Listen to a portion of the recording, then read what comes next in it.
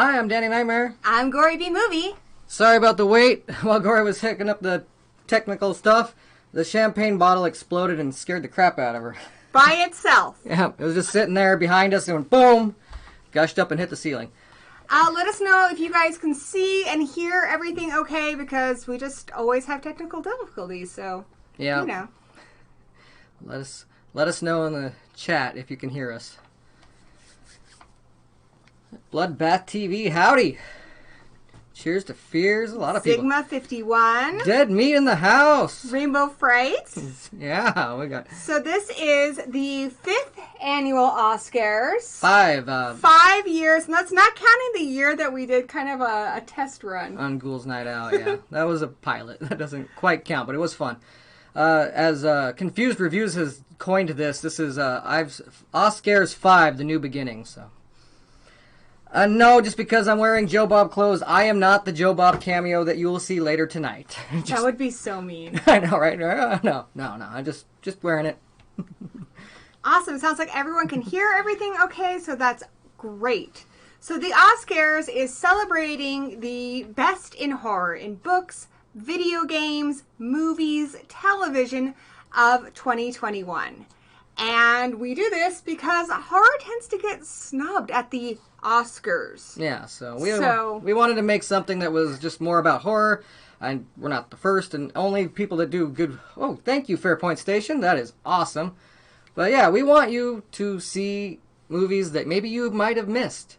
We want to bring out that. We also like to have all these awesome presenters because you might find a channel that you don't know exists, but you'll fall in love with them tonight, hopefully. Yeah, we've got like a wide range in the horror community, whether it's a big channel that you know or a smaller channel you haven't seen. Everyone here is fantastic. They're all really great channels, and everyone's links are in the description below. So definitely check everyone out. Yeah, I want to mad thank all of them for presenting. They all did a great job. I want to thank the ones that have helped us in the past, and ones that will help us in the future. We love you all, and we wish you could all be on every Oscar, but unfortunately, we can't. But if you weren't on this year, you'll be on next year. That's just kind of how it is. Oh man, we got a lot of people in the chat. This is cool. I can't even keep up with it all. There's a lot of people here, but that's awesome. I'm so glad you guys are here and that you're celebrating horror with us and celebrating the horror community with us. It's awesome to be able to share this with you, and without further ado...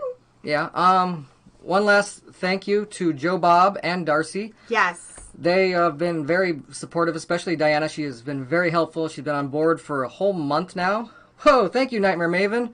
But yeah, she's been very helpful. We had like a bit of a gamble, though, and we'll get into that later tonight, but she's great. I just want to thank her and Joe Bob.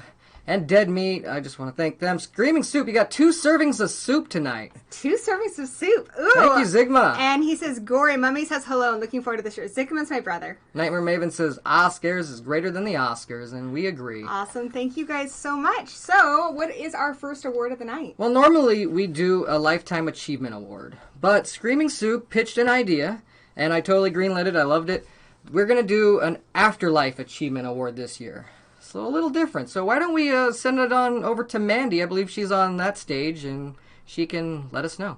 I saw her backstage. She looks fantastic. Yeah, I've never seen her, but I have. It's weird.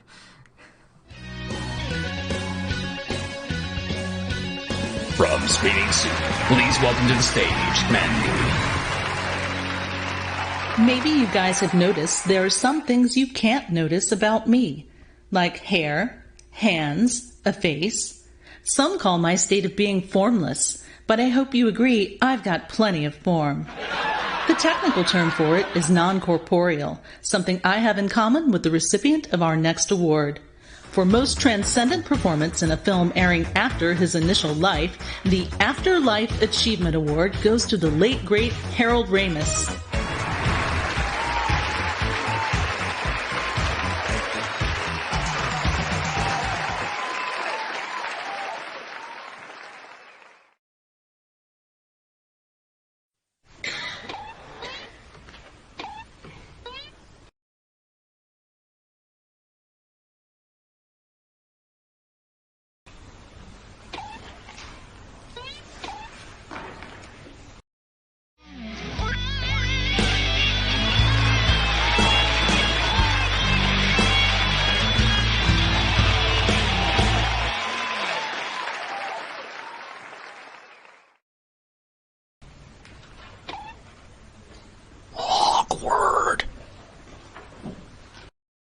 Okay, he's a man of few words. Let's go, Harold, before one of us gets busted.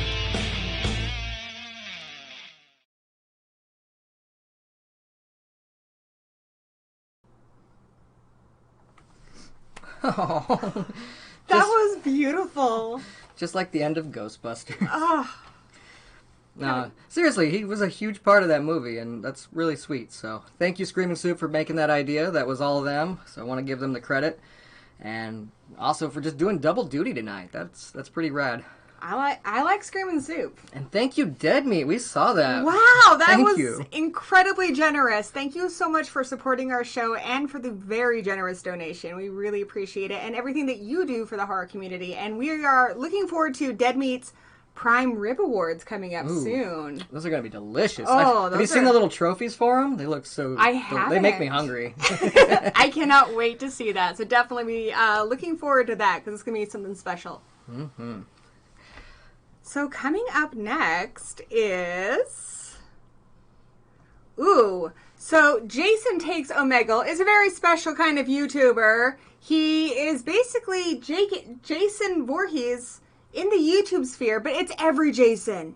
Every Jason. Every version of Jason. All mushed into a giant pile of Voorhees goodness. I think he's even expanded into other slashers. And I want to thank him personally because he suggested a great award this year. We're always looking to add more awards and to recognize more aspects of horror. He suggested Best Horror Fan Film, and that was a brilliant idea. Horror fan films definitely deserve more love, so let's send it over to Jason and let him tell you more about it.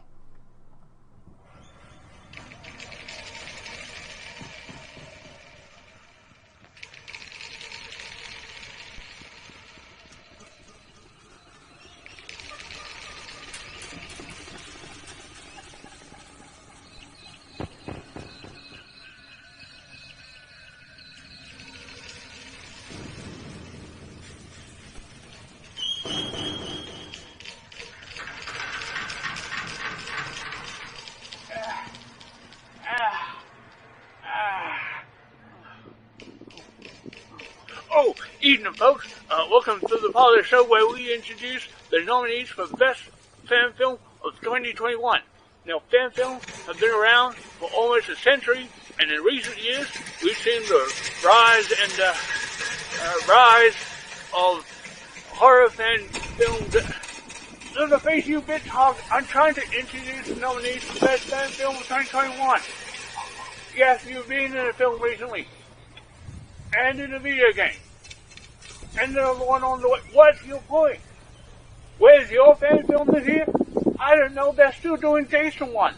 And on that note, here are the nominees for Best Fan Film of 2021.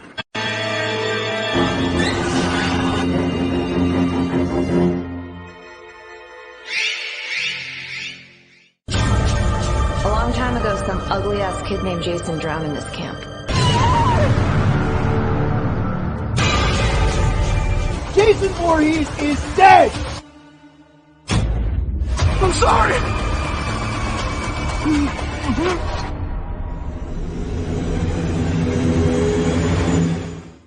Michael Myers didn't die in 78 because 22 years ago tonight, he found her.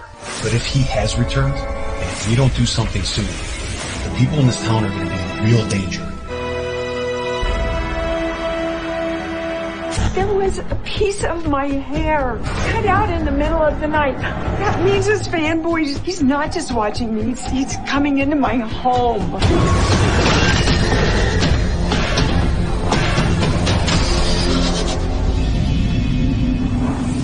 Oh, I'm so sorry you had to die.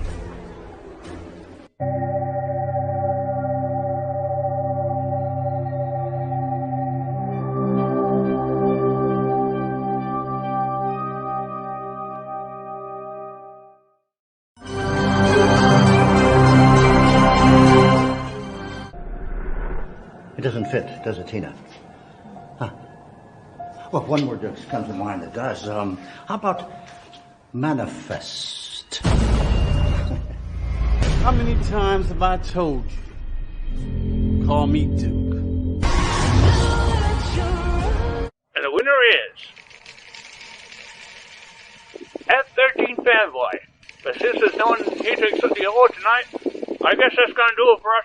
Jason, what are you doing here? You're not even in this movie. What? How could they do a Friday the 13th without Jason? A successful Friday the 13th without Jason? How should I know? Go ask your mother. Anyway, that's gonna have to wrap it up for us tonight. Goodbye. Goodbye. That was awesome. That was amazing. So he's expanded into the TCM universe. Yeah, like I said, he's got other slashers going on now. But definitely a channel you guys want to check out. He's amazing. Big thank you to Sledgehammer Horror. They said, this is so incredible. Thank you for the hard work you guys did putting this together. And yeah, 5 years. That's so exciting. It's gotten so much bigger in the last 5 years. And you're going to get to meet Sledgehammer Horror later in the show. Yeah, I appreciate all that. And the last word, definitely well-deserved by 13 Fanboy, but I did see Jason Rising. That movie was so good. Yeah, that was definitely a good one. That was one I really enjoyed. And I just saw the new Scream, I can't remember the title, but the new Scream fan film. Mm-hmm. It's on YouTube, definitely going to be on next year's show. Yeah. So good. Well, so we are definitely all fans of horror, so we wanted to help celebrate with the fan films. But there is a film that you might not want to get on this list. I mean, if you made a cool fan film, you're probably very happy to be acknowledged. But if I made a film, I would be happy just to have made a film. Because we're gonna shift gears here, and we're gonna get it out of the way. We're gonna go to worst film, and there's nobody who has the sarcastic tones as good as Confused Review, and he will let us know all about this category. Hello again, Confused Reviews, checking in for... Scares 5, A New Beginning. Unlike the Friday film of the same name with its bountiful boobage and sleazy slashing, I'm actually the cartoon you've come to know and moderately tolerate. The nominees for the worst horror movie of 2021 are... Grizzly 2, Revenge. Seized by the Hungarian government when it was originally filmed in 1983, once thought to be lost media, and best of all, Charlie Sheen turned down the lead role in The Karate Kid to do this movie. Great choice, Chuck. Great White. Another year, another slew of sour, subpar, shitty shark movies. Virus Shark. I half expected the poster to have a shark with a surgical mask on. The Unholy. Beware of false prophets which come to you in sheep's clothing, but inwardly they are ravening wolves. False positive. What little good was in this was in fact a false positive. Separation. The lead actor's name is Rupert Friend. Friend? I've got nothing else to say. Just find that hilarious. Zombie 8. Urban Decay. Lucio Fulci is rolling in his spaghetti-lined coffin. I'd be more scared just being in California. And I live here. Scary of 61st. Epstein didn't kill himself. So for my 3rd year presenting this award and 5th year consecutively, the council must decide.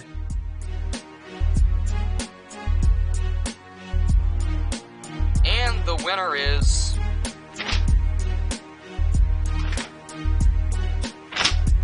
Whack.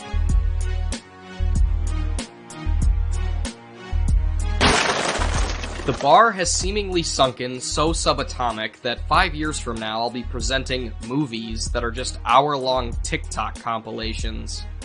Try anything and you cancel, bro. Back to the Addicts.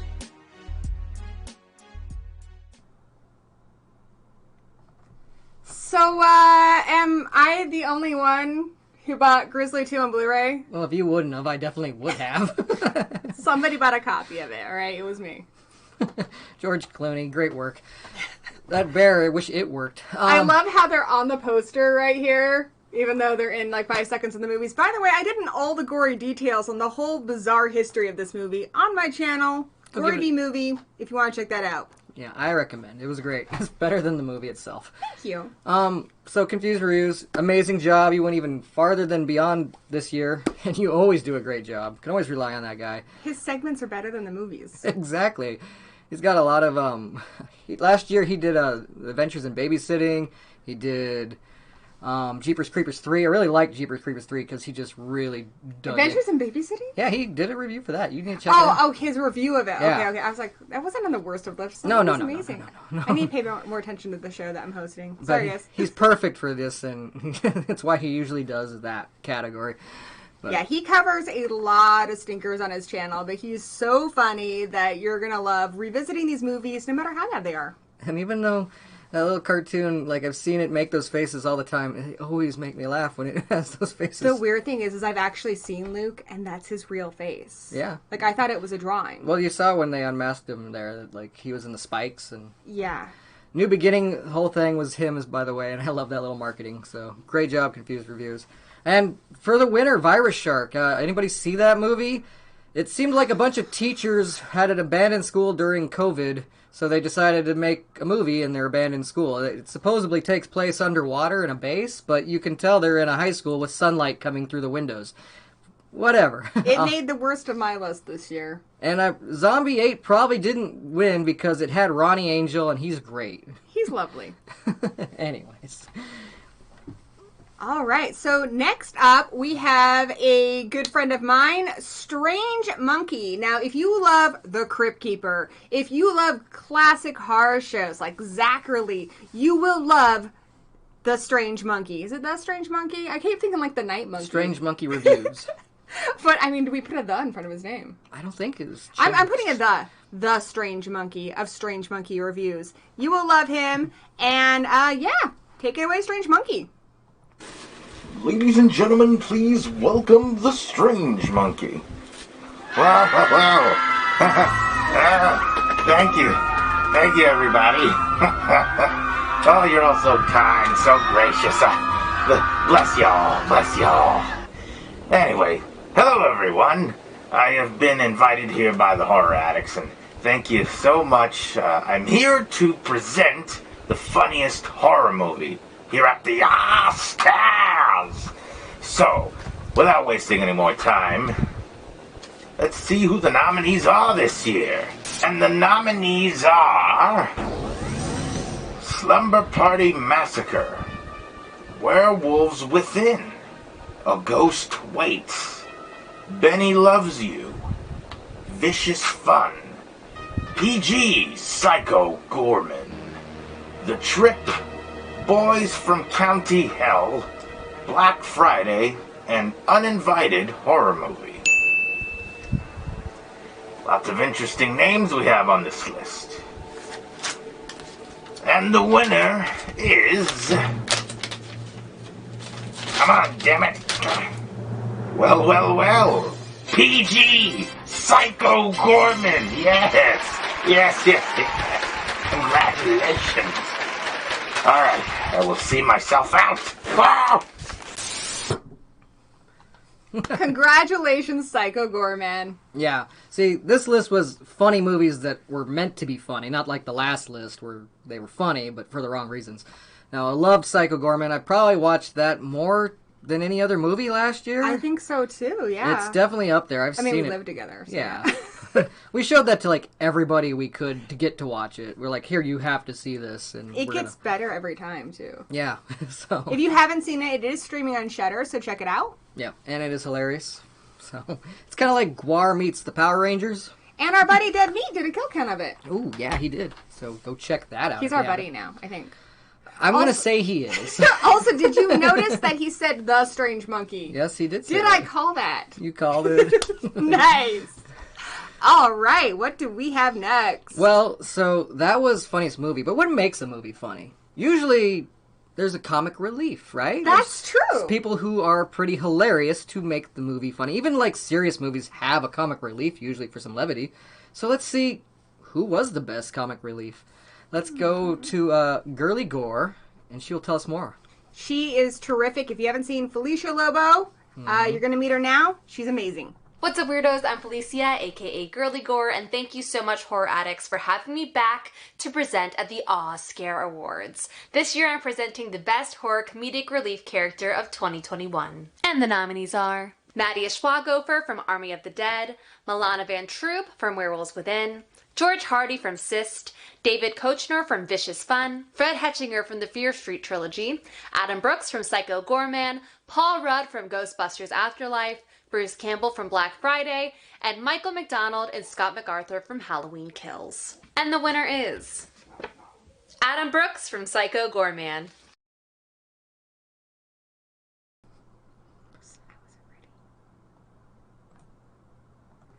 Well done, Felicia. As I said, incredibly charismatic personality. She covers a lot of horror and absolutely a channel that you need to check out. You're welcome. You're welcome.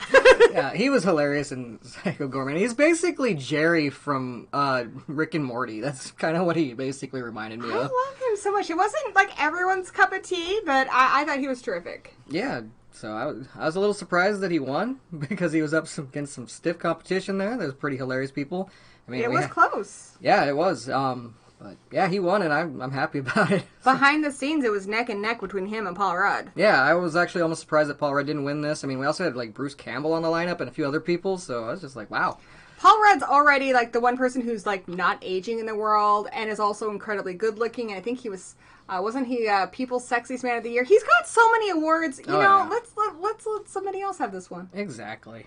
But you guys decided, so yes, 100%. I agree with your decision. Let us know. We might not be able to respond to it all, but do you like to laugh during a horror movie? Is that something you enjoy? Some people don't like any comedy in their horror movie, but what most people do like, at least will attract them to the movie, is a good poster. And I feel like sometimes posters don't get talked about enough, like in horror. Like I don't think they usually have awards for them, so we're happy to present awards for them because, man, they put butts in seats. Absolutely, it's one of the first things that attracts you to a movie that maybe isn't part of an IP or isn't something that you're familiar with. That and trailers, I think, are really important pieces of horror art, and we want to recognize the posters here. Yep, we love horror art. So let's send it over to Sledgehammer. We got Ken and Ashley Sledge. Welcome back to Sledgehammer Horror, guys. I am Ken Sledge. And I'm Ashley Sledge. Let's talk horror. First and foremost, we do want to say thank you to Horror Addicts for this opportunity to be a part of the Scares. And we want to thank everybody else that voted on these categories. So we are here to present the best horror movie poster of 2021 as voted by you, the fans. And the nominees are Censor, Old, Sharks of the Corn, There's Someone Inside Your House, The Amusement Park, Malignant, The Stylist, and The Old Ways. And the winner is, thank you, Leatherface. I can't drum roll, so just imagine there was a drum roll there. The Amusement Park. George A. Romero's The Amusement Park. What a great poster. And we want to thank everybody for joining us and every other presenter that is presenting an award tonight for the Oscars. Please make sure you like and subscribe to them as well to show your support for them and all the hard work that they did, not only here, but that they do on their channels as well. So until next time, guys, I'm Ken Sledge. And I'm Ashley Sledge. Keep talking horror. Stay who you are. And we'll see you guys soon.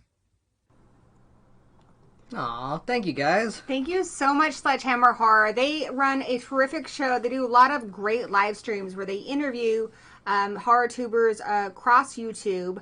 I was on one of them, which was really fun. We had a great conversation about my first horror movie. He's talked to countless other people from horror movies, from YouTube.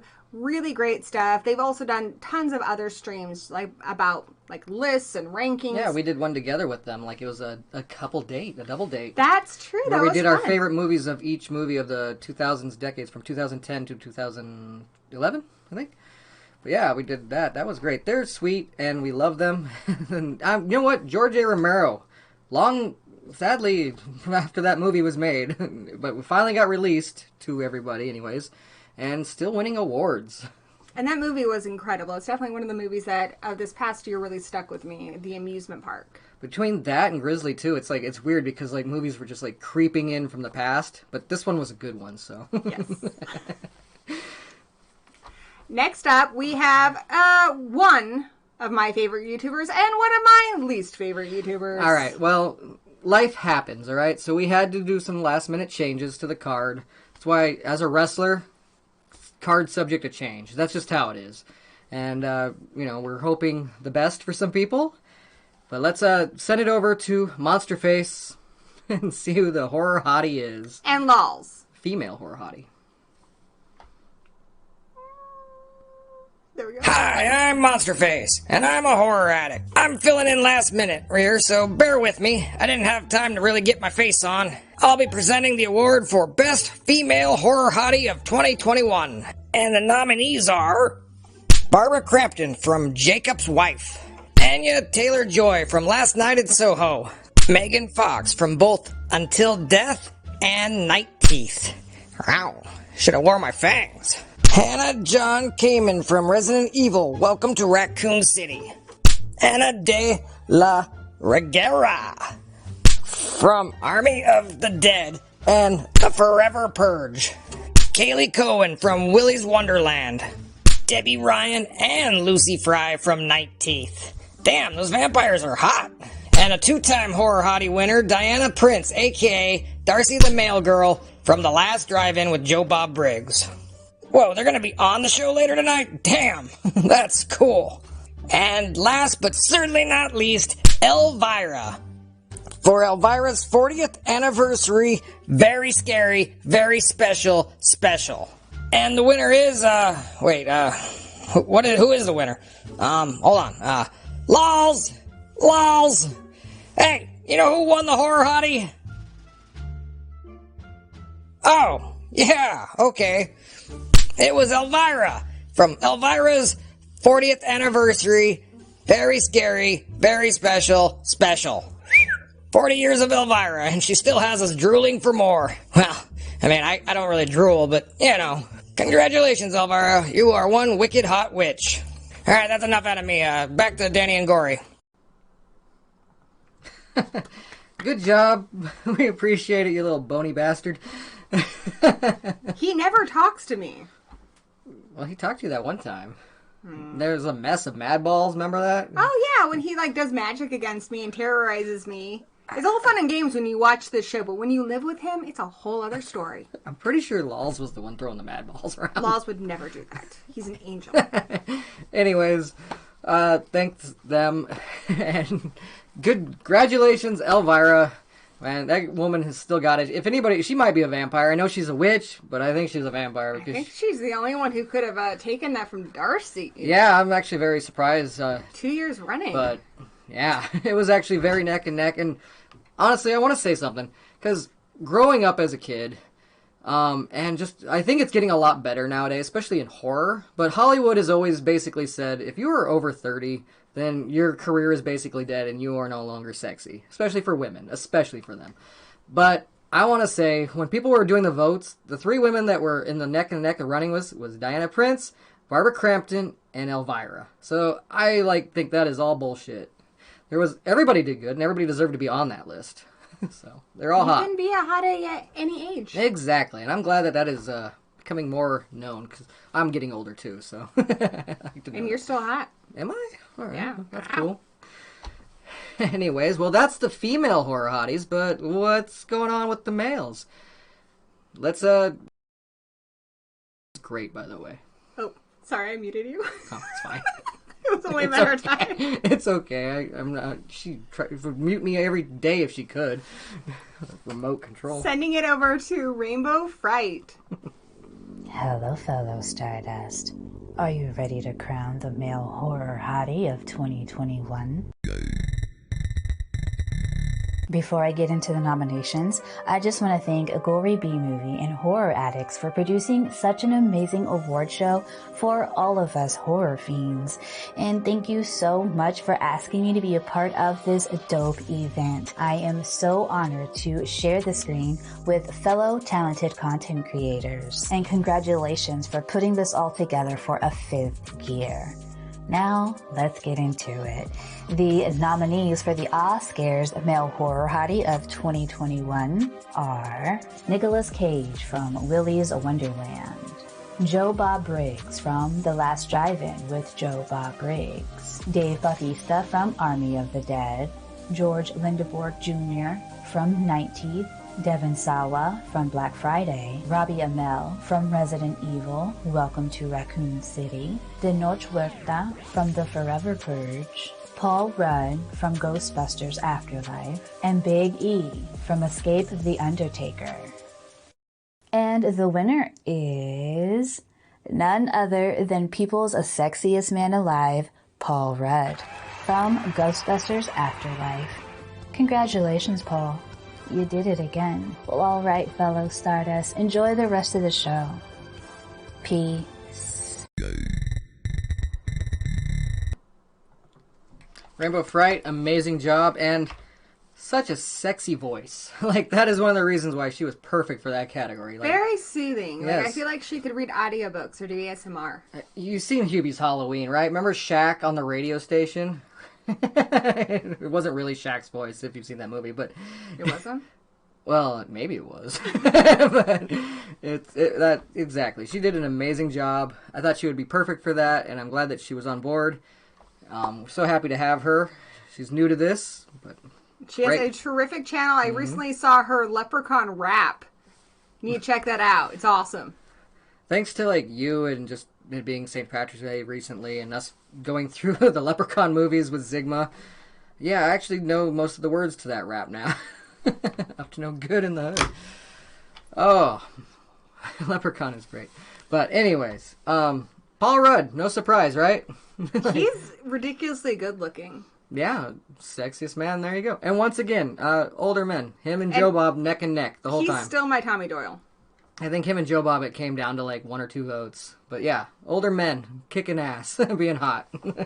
Paul Rudd doesn't look like he ages, though. Like, he's not aging. Like, he's just like Elvira, he's like a vampire as well. So, and that was a nice contrast of voice, like where I said her voice was soothing, where Monsterface's voice was not. But, oh well. So, yeah, we got posters. They bring you in. Sexy people will bring you in. But let's take a break from that. Like, you like video games? Yeah, I like video games. I like video games. I think Dave Maggot likes video games. Yeah, he does. We should check in with Dave Maggot. See what the best horror video game was. Hey guys, how's it going? Dave Maggot here for the Oscars. And the category I'm doing is Best Horror Game of 2021. You like to play video games? I like to play video games. You want to see the nominees? Alright, let's do the nominees. Number 1, Resident Evil Village.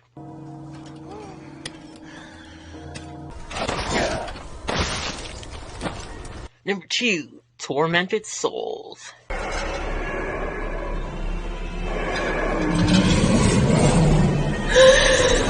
Number 3, Back 4 Blood. How many more of those things do you think are out there? Number 4, Dark Pictures House of Ashes. Number 5, Little Nightmares 2.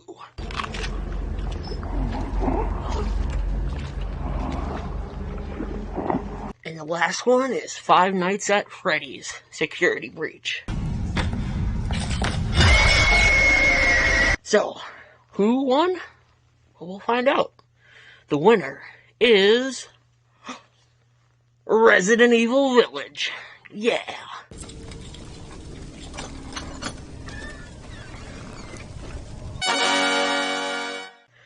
So everybody check out the rest of the Oscars and go on and play video games and have more fun. Yeah, and you're never too old to play video games, especially horror games. I'll see you guys later. Goodbye. No. That place is full of nothing but blood and death. Resident Evil, I mean, we expected that. But Dave Maggot, great job. Finally had you on here. I'm surprised that lady from Village didn't get a nomination for Hottie. Well, yeah. I mean, everyone freaked out about her. But I guess people weren't thinking about fictional characters when we were asking for nominees. But now, speaking of nominees, Big E was Gory's nominee. I love Big E so much. Dead Meat mentioned that in the chat. But yeah, she's married to a wrestler, but she'd rather probably have Big E. No, but it's close. It's close. He looks so snuggleable. And we hope that his neck gets better. That's sad. Oh, yeah. But he's great. And thank you, Dave Maggot. Those games look fun. I really want to try that Tormented Souls game. That looks pretty cool. Yeah, Dave is just a really cool, down-to-earth personality. Covers a lot of different topics on his channel. Really just a cool awesome person to watch. So absolutely check him out. He also does a lot of collabs with our friend Queenie. So those are a lot of fun over on her channel. Yeah, give Queenie Todd a shout out. Go check her out as well. There's a lot. Oh, thank you, Zigma.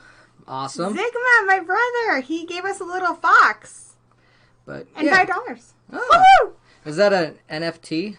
Is it worth money? I don't understand what NFTs are. I think that's... I'm too old. I think it's a $5 one right there. Nice. I'm going to sell it. Should I? Maybe it'll become more. I don't know about NFTs. I just know Butters tricks a lot of people into that. But yeah, you know, Dave Maggot is also very supportive of the horror community, so I'm glad that we finally managed to get him on here. And BloodbathTV, the village woman is Lady D. Oh, Lady Double D. But she's a big lady, but like in the right way. You're going to get canceled. Am I going to get canceled? You're going to get canceled. Sorry, I've been drinking a little too much of the Omen. Ooh. Next up, we have one of my oldest friends on YouTube, one of my favorite personalities on YouTube, Nightmare Maven. Not only is she incredibly well-versed in the horror genre, she is also very big in reading a lot of horror books. She has the Creepy Book Club. Every month, you read the book and then join her for the stream. It's a lot of fun. And yeah, she's just an incredibly intelligent, wonderful person. The biggest fit to do this category. Absolutely. And so yeah, put down the controllers, pick up a book, you might learn something. Take it away, Maven. What should I read next? Maybe you?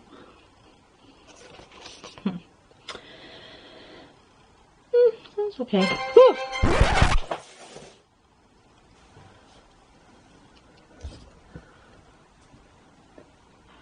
What are you guys doing in my bookshelf? You're here for the Oscars? The Oscars aren't tonight. You guys are way too early. There's no way. It's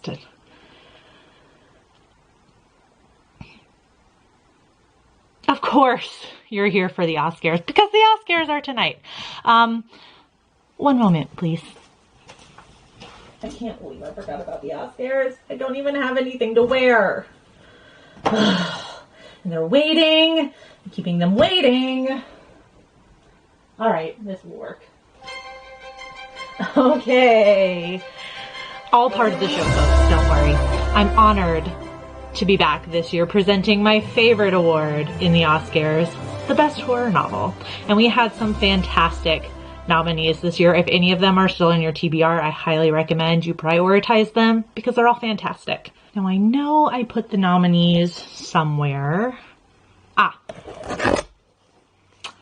The nominees for Best Horror Book of 2021 are The Last House on Needless Street by Katrina Ward, The Book of Accidents by Chuck Wendig, My Heart is a Chainsaw by Stephen Graham Jones, The Final Girl Support Group by Grady Hendrix, The Lost Village by Camilla Sten, Goddess of Filth by V. Castro, A Dowry of Blood by S.T. Gibson, Summer Sons by Lee Mandello, Later by Stephen King. And the Oscar goes to... It's the Book You're Holding. Weird. I don't remember that one. What was that? Oh, it's The Book I'm Holding. That's the winner. Okay. Right. The Oscar goes to The Final Girl Support Group by Grady Hendrix. Thank you to the Horror Addicts for inviting me back to present another award. I'm truly honored. I hope you guys enjoy the rest of the Oscars and maybe stop hanging around in my bookshelf. I mean, it's just a little weird. They were hanging around on my bookshelf. I know, it's strange, really strange, even for horror fans. Never. It's so comfy in this bookshelf. Now, that was great. And yeah, our names are backwards. I'll fix it. They are backwards. And I apologize for getting Queenie's pronouns wrong. He has a great channel. Absolutely check him out. Yeah. Sometimes we just ain't thinking about everything. But Nightmare Maven, great job. And Stephen King didn't win the final girls support group. I was a little worried that Stephen King would win because Stephen King tends to win every year, and I think it's just because it's a name people recognize. But Grady Hendrix is phenomenal. I loved Horror Store. I loved My Best Friend's Exorcism. Really funny author, and I absolutely agree with your guys' pick this year for best book. I want to read that. My Heart is a Chainsaw. That sounds good. That does sound good. If it was Ash Williams, it would be My Hand is a Chainsaw. Yeah, my hand will go on. Titanic would have been so much cooler with Deadites and Ash, right? Everything is cooler with Deadites and Ash. Exactly. But those are books that I definitely want to check out. I recommend you check it out. And go check out Nightmare Maven. She knows so much about horror books and just about horror in general. And she also does great collabs with Spooky Astronaut. Is This Offensive? And I love those episodes. Spooky Astronaut's not on this one, but she's usually a regular here. We love her. Shout out to her. So and I think Spooky just got over 100K recently. So much deserved. Well deserved. Very good channel. She's fantastic. So, and we'll definitely want her back soon. We have to rotate people out because we got to get some new faces on there every time, and everybody takes a turn off. It's never anything personal. We love all of you. Thank you again, DMC Campbell. Thank you. He's down in New Zealand, right? Oh, no. Still watching us. He must be late down there. Staying up to watch the Oscars. That's pretty rad. We really thank him for that. Let's see. So we played our video games. We read our books. Maybe let's see what's on some TV. Is there anything new on? I'd like to see something new. There's always something new on. Like, every year there is plenty of horror shows to watch, especially with all the streaming services. They're doing so many cool miniseries these days, but this is a year where a lot of new ones came out. So maybe we should go Bloodbath and Beyond. No, I think they actually have a new channel now too. They do, and I am amazed that it still hasn't reached the subscriber count that the last one did because they'll get there. I think this channel is even better than the last one, and I loved the last one. Massive Bloodbath and Beyond fan. Now I'm a massive Bloodbath TV fan. If you haven't gotten the word that they have a new channel, absolutely check out their link in the description below. It's amazing. These guys are real. They sit down, they watch a movie, and they just give you their thoughts on it, and they're hilarious. It's awesome. He wants everybody to mute the stream now. No. You gotta stick around for this. Don't change that channel. Hey, what's up?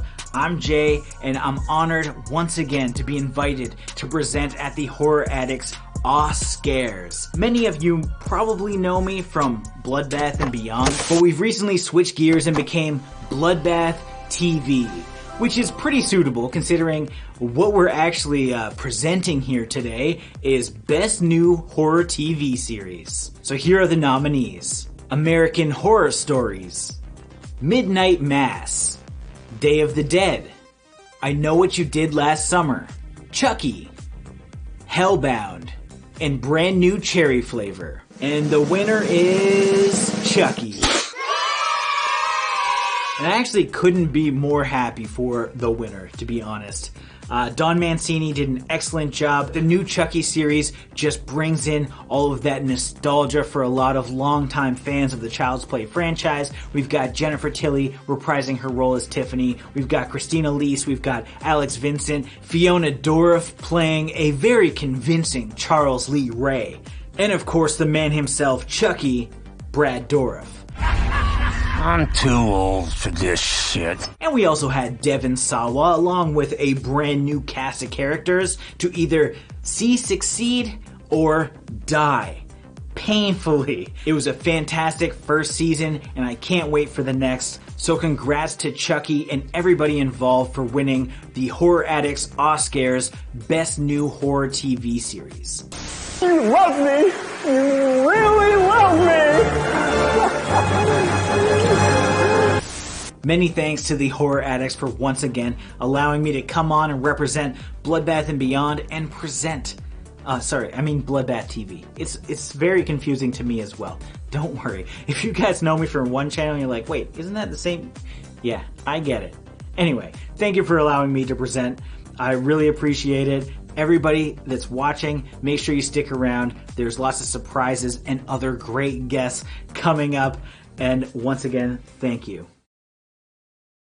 Jay. I love the 90s TV aesthetic of Bloodbath TV. It's phenomenal. The editing is top notch, and Jay has just got to be one of the best people on YouTube. So, absolutely loved that segment. If you muted it, you missed out. Yeah, don't mute any of this, especially that. I used to record like every Monday Nitro back in the 90s, and I'd have that aesthetic that he brings back, and I love that nostalgia that it's bringing back with Bloodbath TV. Their new channel. If you haven't moved over to the new channel, make sure you do. Checking in with the chat, I voted for Chucky. I love Chucky so much. Chucky is my favorite slasher franchise. I was very happy that Chucky won. I'm surprised Chucky didn't get nominated for Hottie either. I'm going to nominate, next time I'm going to nominate more than just Big E. I'm going to do a lot of nominations. I think you basically get one. I only get one? No. But yeah, we had a lot of people in the chat who also were confused reviews, said Midnight Mass was robbed. And Albert, I'm really sorry if I say this wrong, Metelsky also wanted Midnight Mask. So, it was close. Midnight Mass actually did really well. I'm just going to tell you that much. It was a very popular show with good reason. But these awards are voted on by the Academy of Horror Nerds. So that's a lot of you guys. It's people in the horror community. A lot of the presenters. Filmmakers. It's authors. It's so many horror people. So you can blame them. Yeah. And a little bit me, because I had a vote. Exactly. The small channels on here, the big channels on here, they told us they voted. Like, Edney told me he voted. So I like Dice's suggestion, best plastic hottie. Plastic hottie? Like, for Chucky and Tiffany? I like it. And Annabelle, I guess. She's porcelain, I think, though. Or if she's Raggedy Ann, then she's cloth. But anyways, that was great. So that was the best of new TV, right? Because we were talking about new, but there's some old shows that are still killing it, right? And that are still on the air. Yeah, and we're on the air. Sometimes you got to stay up really late for those old shows. Like, I'm talking late horror show. We got to stay up for that. Let's send it over to Dino. Yay! And Danny Devil? No, not Danny Devil. Just Dino. Danny Devil's on vacation, I hear. Oh, really? Yeah. Well, Dino's terrific. Dino's on board. Evening, one and all. I am Dino with the Late Horror Show here on YouTube. And thank you, Horror Addicts, Gory B-Movie, and Danny Nightmare for including me this year in the Oscars. I do appreciate it. It's always been a fun time. I'm not going as far out and as extravagant as I usually do because Danny Devil is on vacation. He just so happens to be on vacation this year. And, I don't know where the hell he's at. So, it is what it is. But you get me. Big deal. But here we go. I was given the category Best Returning Horror TV Series. If only Black Mass was returning. Okay. We had technical difficulties. We're going to do it again. It was so big. It was busting the screen. So we zoomed in now. We'll play it from the beginning. Sorry about that. Evening, one and all. I am Dino with the Late Horror Show here on YouTube. And thank you, Horror Addicts, Gory B-Movie, and Danny Nightmare for including me this year in the Oscars. I do appreciate it. It's always been a fun time. I'm not going as far out and as extravagant as I usually do because Danny Devil is on vacation. He just so happens to be on vacation this year. And, I don't know where the hell he's at. So, it is what it is. But you get me. Big deal. But here we go. I was given the category Best Returning Horror TV Series. If only Black Mass was returning. But it's not. Greatest series I've ever seen. I loved it. But anyways, returning. Here we go. And the nominees are The Walking Dead and Fear the Walking Dead. That's number 2. Just keep you in line there. You. Never heard of it. Might have to check it out. So, YOU. I think kind of a dumb name for a TV series, horror or whatnot. But American Horror Story, Creepshow, The Chilling Adventures of Sabrina, the Teenage Witch. No, that's something totally different. It's The Chilling Adventures of Sabrina. Into the Dark. Why not? Always take a torch or a lantern or your iPhone. Finally, What We Do in the Shadows. And I've got nobody to give me an envelope. You know, hey, a bill. Hi, it's a bill. Woo! Let me see what. Oh wait, that's a. I'm burning that one up and throwing it away. And the winner is What We Do in the Shadows. How did I know that they would win? Cheers all around. But yes, What We Do in the Shadows, great choice. I'm curious how many people voted for that one. Percentage-wise. But, they're all pretty good on this list, except, I have never seen you, haven't even heard of it. Been quite busy here, but thank you again, Horror Addicts, Gory B-Movie, Danny Nightmare. Much love to you guys. You guys are fantastic. Always are. Love your content. Keep it up. And until next year's Oscars,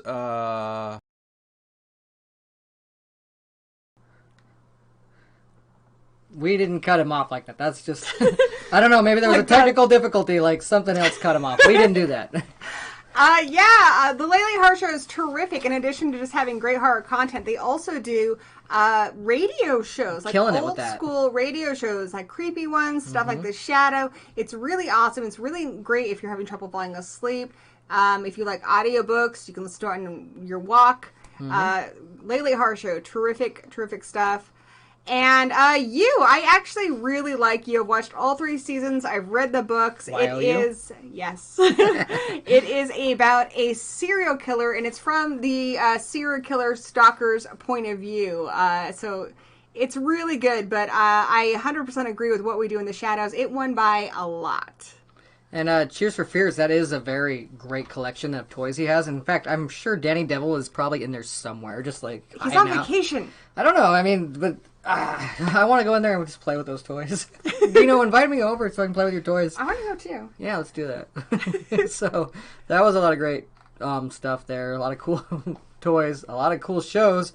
What We Do in the Shadows. Really any surprise? They kind of killed it. So, and I love Guillermo. And I enjoy that vampire show. Like my favorite line is "bat," and then he just turns into a bat.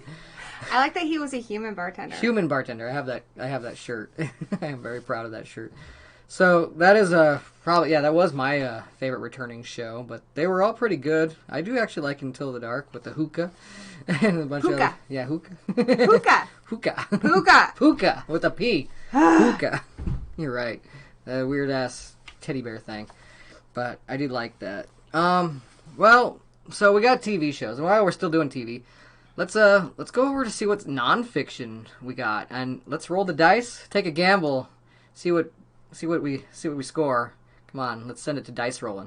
Hey guys, my name is Dice Rollen. Gory and Danny have once again been kind enough to invite me to be one of the presenters for this year's Aw Scares. And much like a vampire, I do require an invitation.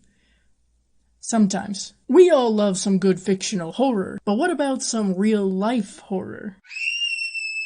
Not that. No, what I'm talking about are some of the best horror non-fiction TV shows of 2021. The shows that were made by horror fans for horror fans. That provided even more guts, gore, and glam for our viewing entertainment. So let's have a look at the nominees. The Last Drive-In with Joe Bob Briggs. Originally airing in 1991 as Monster Vision, this show has made a triumphant return in recent years. Hosted by the legendary Joe Bob Briggs along with his co-host Darcy the Mail Girl. Multiple horror movies of varying subgenres and quality are presented with facts and anecdotes by Mr. Briggs himself, along with the occasional special guest. Elvira's 40th anniversary. Very scary, very special. Starting her career in the 80s, Elvira has been the host with the most. In 2021, the Mistress of Darkness made a fabulous return by celebrating this special occasion with showings of her very own cult classic Elvira Mistress of the Dark, as well as House on Haunted Hill, City of the Dead, and Messiah of Evil, once again ensuring that we all continue to have unpleasant dreams. The Boulet Brothers Dragula. Have you ever wanted to know what a drag queen contest would look like with more blood? Well, the Boulet Brothers are bringing that to you, taking what RuPaul started and bringing it to horrific levels, with each episode inspiring contestants to create their most original and nightmarish visions for the runway. You can be sure there is plenty of drag, filth, horror, and glamour to be had, because for every queen there has to be a monster. And now, the winner.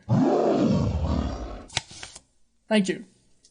The winner for Best Horror Nonfiction TV Show of 2021 is The Last Drive-In with Joe Bob Briggs. Congratulations to each of the nominees, especially Joe Bob, Darcy, and the whole drive-in gang. Clearly, I'm not the only one who thoroughly enjoys the show, because as we all know, the drive-in will never die. Thank you to the Horror Addicts for allowing me to once again present in the Oscars. Enjoy the rest of the show, and I'll see you later. As you can see, Dice is incredibly charismatic. Dice knows a lot about horror and really funny. Great reviews. Definitely check out their channel. Yeah, you will score big if you go check out Dice Rollen and subscribe. Did a great job. That was a hard choice, to be honest. Those three, even though there was only 3 of them, they are all great shows. I love Joe Bob, but I just recently, I'm still on season 3, but I watched the one on Shudder of Dragula, and I watched seasons 1 and 2, and Dragula is really great. Dragula's great. Elvira was so happy to have her back. It's the only reality show I watch. No, you watch Hell's Kitchen. Oh, that's right. But I'm way behind. But you're still watching it. Yeah. Internet Zing, my cousin in the chat, don't worry, you will be added to the description. I think it's just because we got yours very last minute as we were setting up, and don't worry, we'll put you on there. But yeah, that was a hard choice, and congratulations to The Last Drive-In. But stiff competition. So we got lots of TV shows. We've had brand new ones, old ones, nonfiction. But maybe we should learn a little bit more with some documentaries. I don't know about you, but I'm craving something scary. Very scary. Let's see what's craving. Hey everyone, it's Craven Something Scary, and I'm here to present to you the nominees for Best Horror Documentary of 2021. And the nominees are Woodlands Dark and Days Bewitched, a history of folk horror. In Search of Darkness, Part 2. Hail to the Deadites.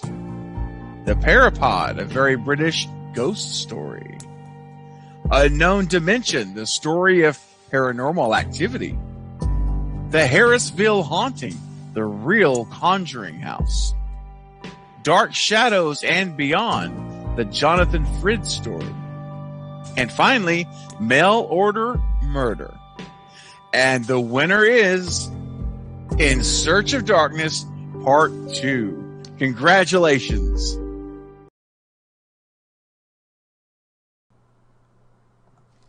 Congratulations. Search of Darkness is amazing. Part 2 especially.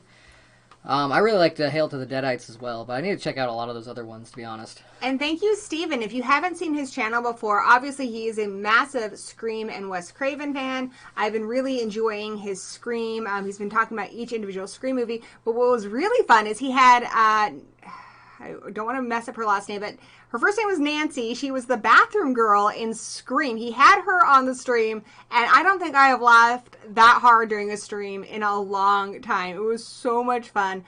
Absolutely. You need to check that out. He's also part of the Lethal Collective with the Night Watch Zone and a couple other really good channels. But absolutely, if you enjoy watching streams, you enjoy good commentary, charismatic people who know a lot about horror, you will love his channel. Yes. Wealth of knowledge, great voice, especially for the live stream type situation. He's just good to listen to, and you'll learn a lot.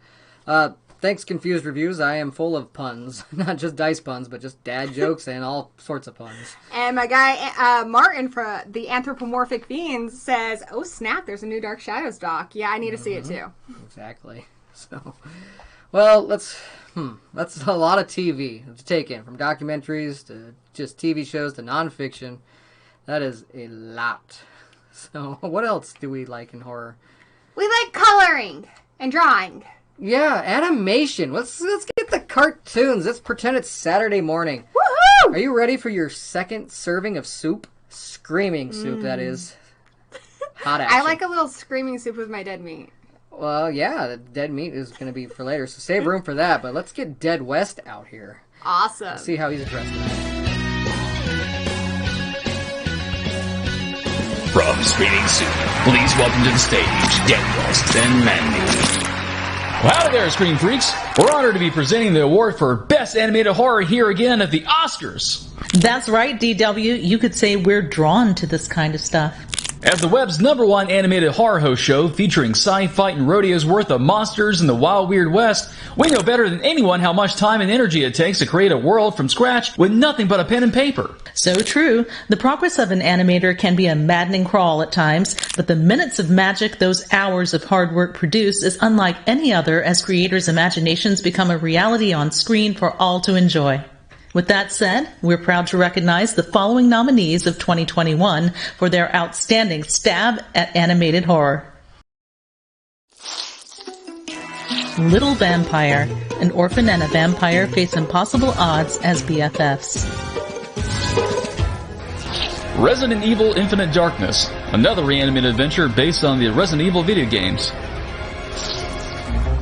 The Addams Family 2. Those kooky Addams in a sequel full of road-tripping daddy-mama drama. Straight out of nowhere, Scooby-Doo meets Courage the Cowardly Dog. A meeting of the scaredy cast between Scooby and Courage the Cowardly Dog. The Witcher. Nightmare of the Wolf. Netflix's spin-off of its Witcher series. The Spine of Night. Rotoscope fantasy horror full of diverse warriors battling evil magic. Demon Slayer the Movie. Mugen Train. Demon hunters hopping a train to kill their toughest enemy yet. Night of the Animated Dead. An animated blow-by-blow of George Romero's zombie movie that started it all. And the winner is... Straight out of nowhere, Scooby-Doo meets Courage the Cowardly Dog. Oh, I'm so thrilled to present this. Scooby. Scooby-Doo. Scooby-Doo, where are you? Oh, there he is. He's too busy stuffing his face. We'll just bring it to you. Stay there, Scoob. See you later, Scream Freaks.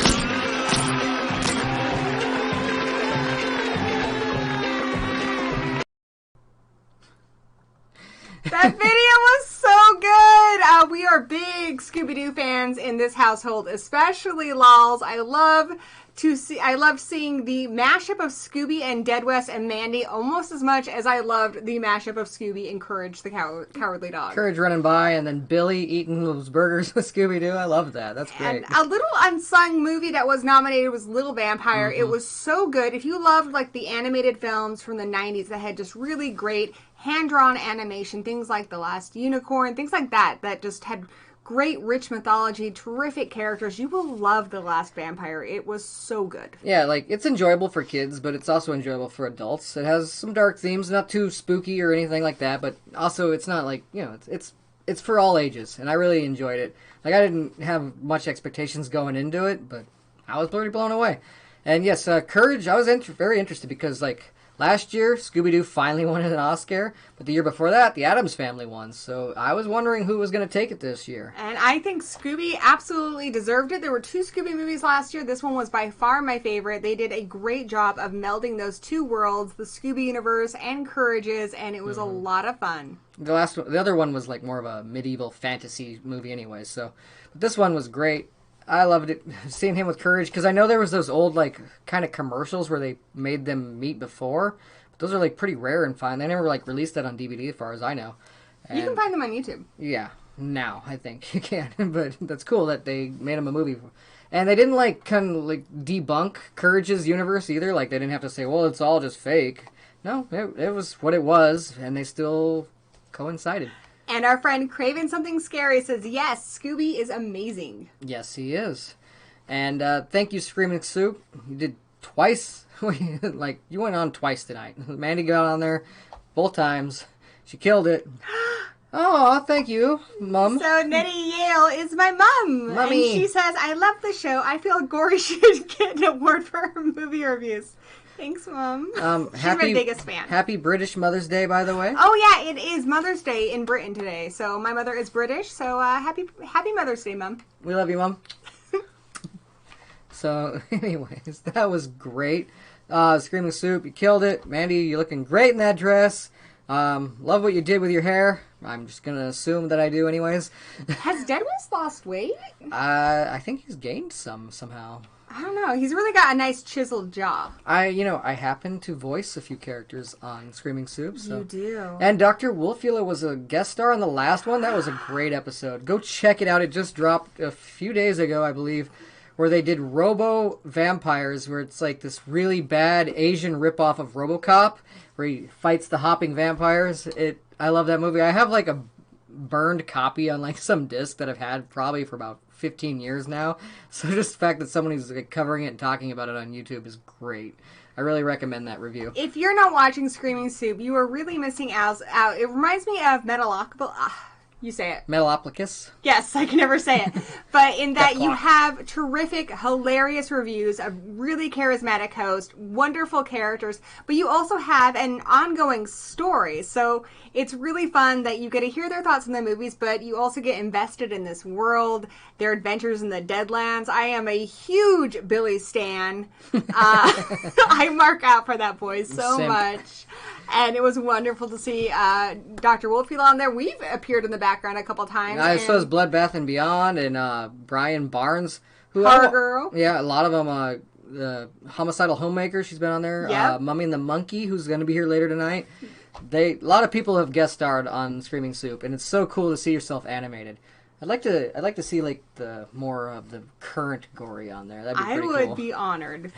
But, yes, so go check it out. That Rebel Devil, I hear, is a really cool character. He's got a sexy voice. Yeah, and he rides a surfboard really well, so a lot better than I do in real life. I'll tell you that much. I've tried surfing. Can you surf? I have. I've windsurfed a couple of times. I don't know if I have the knees for it anymore because of wrestling.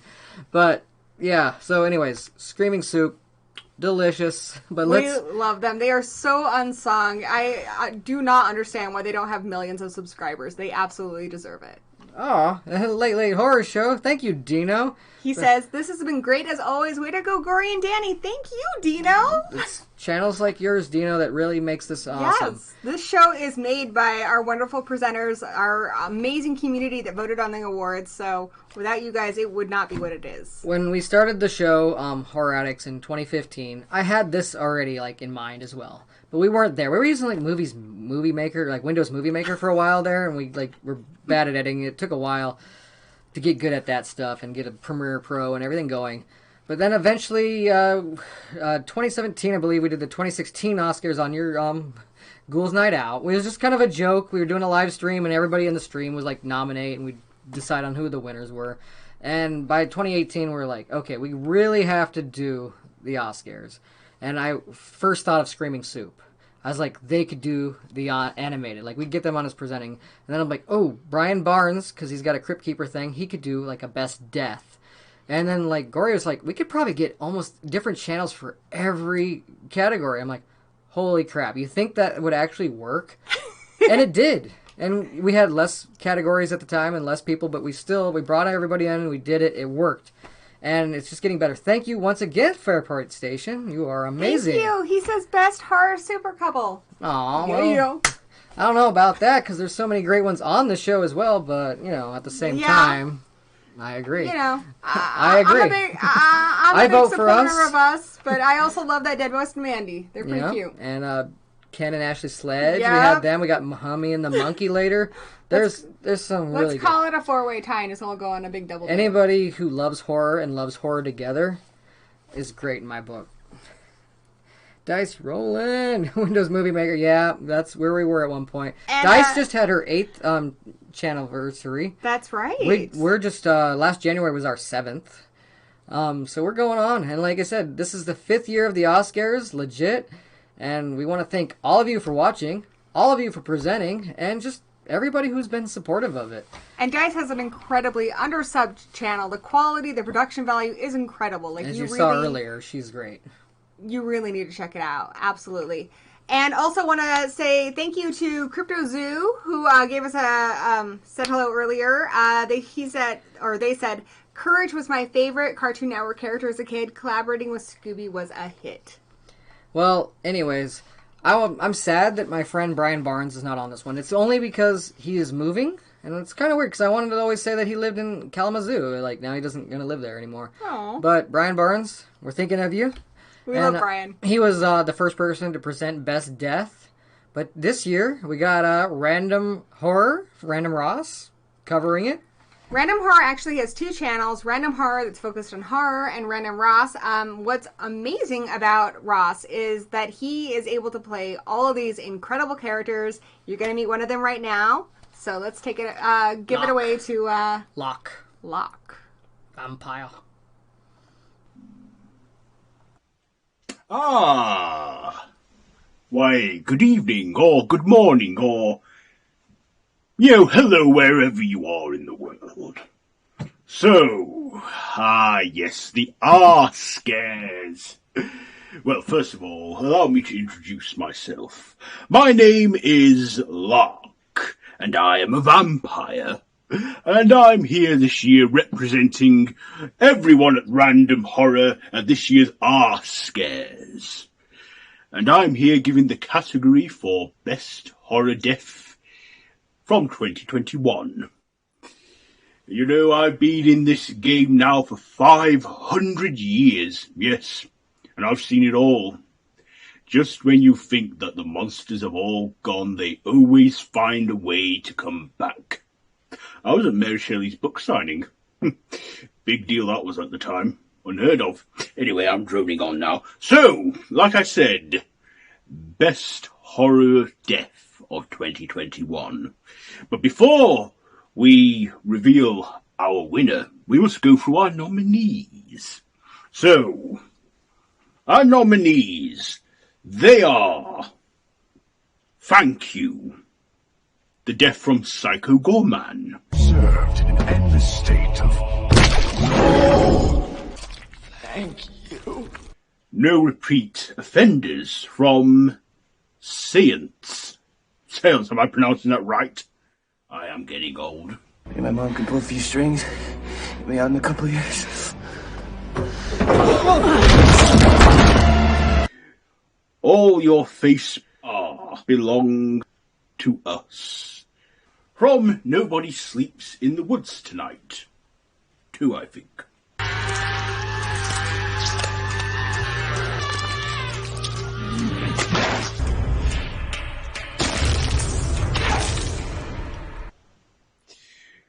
We didn't start the fire. You, Billy Joel, we didn't start the fire. Saw that guy in 1984. From Halloween Kills. Best one of 21 film, anyway, if you ask me.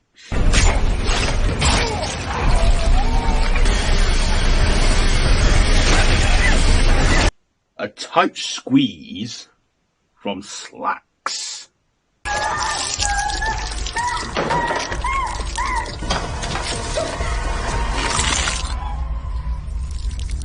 The Gory Hole from Death Drop Gorgeous.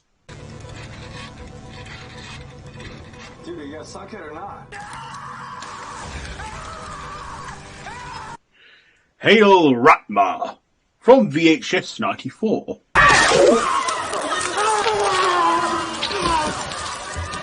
Hail Ratma. The Food Chain from The Devil's Triangle.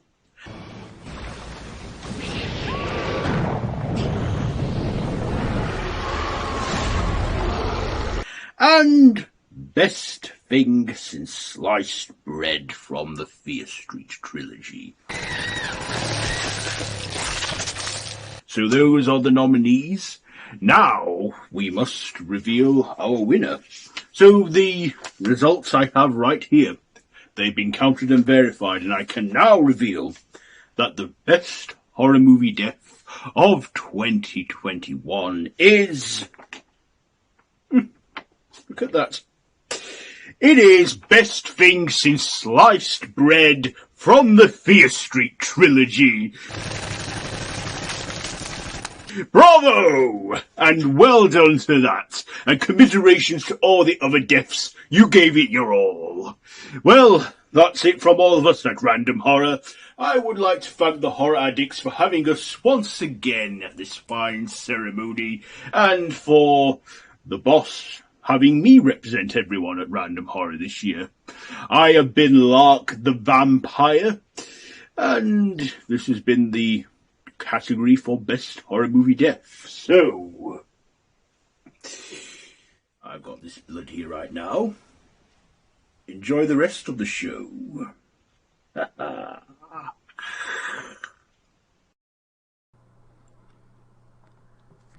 Thank you, Locke. Random Ross kind of jumped in last minute, and I really want to thank him.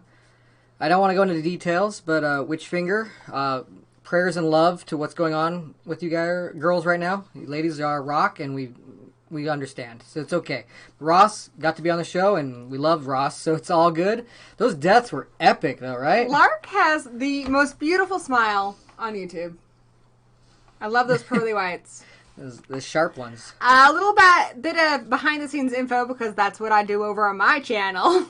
The kill, when they were planning that, the director, Lee Janiak, really wanted this kill, and the production said there is no way that would happen. You could not put a head through a bread slicer and have it actually kill someone. So they got a watermelon, and they tested it, and it worked, and Lee was like, all right, give me my bread slicer kill. And we're so glad that they gave it to her.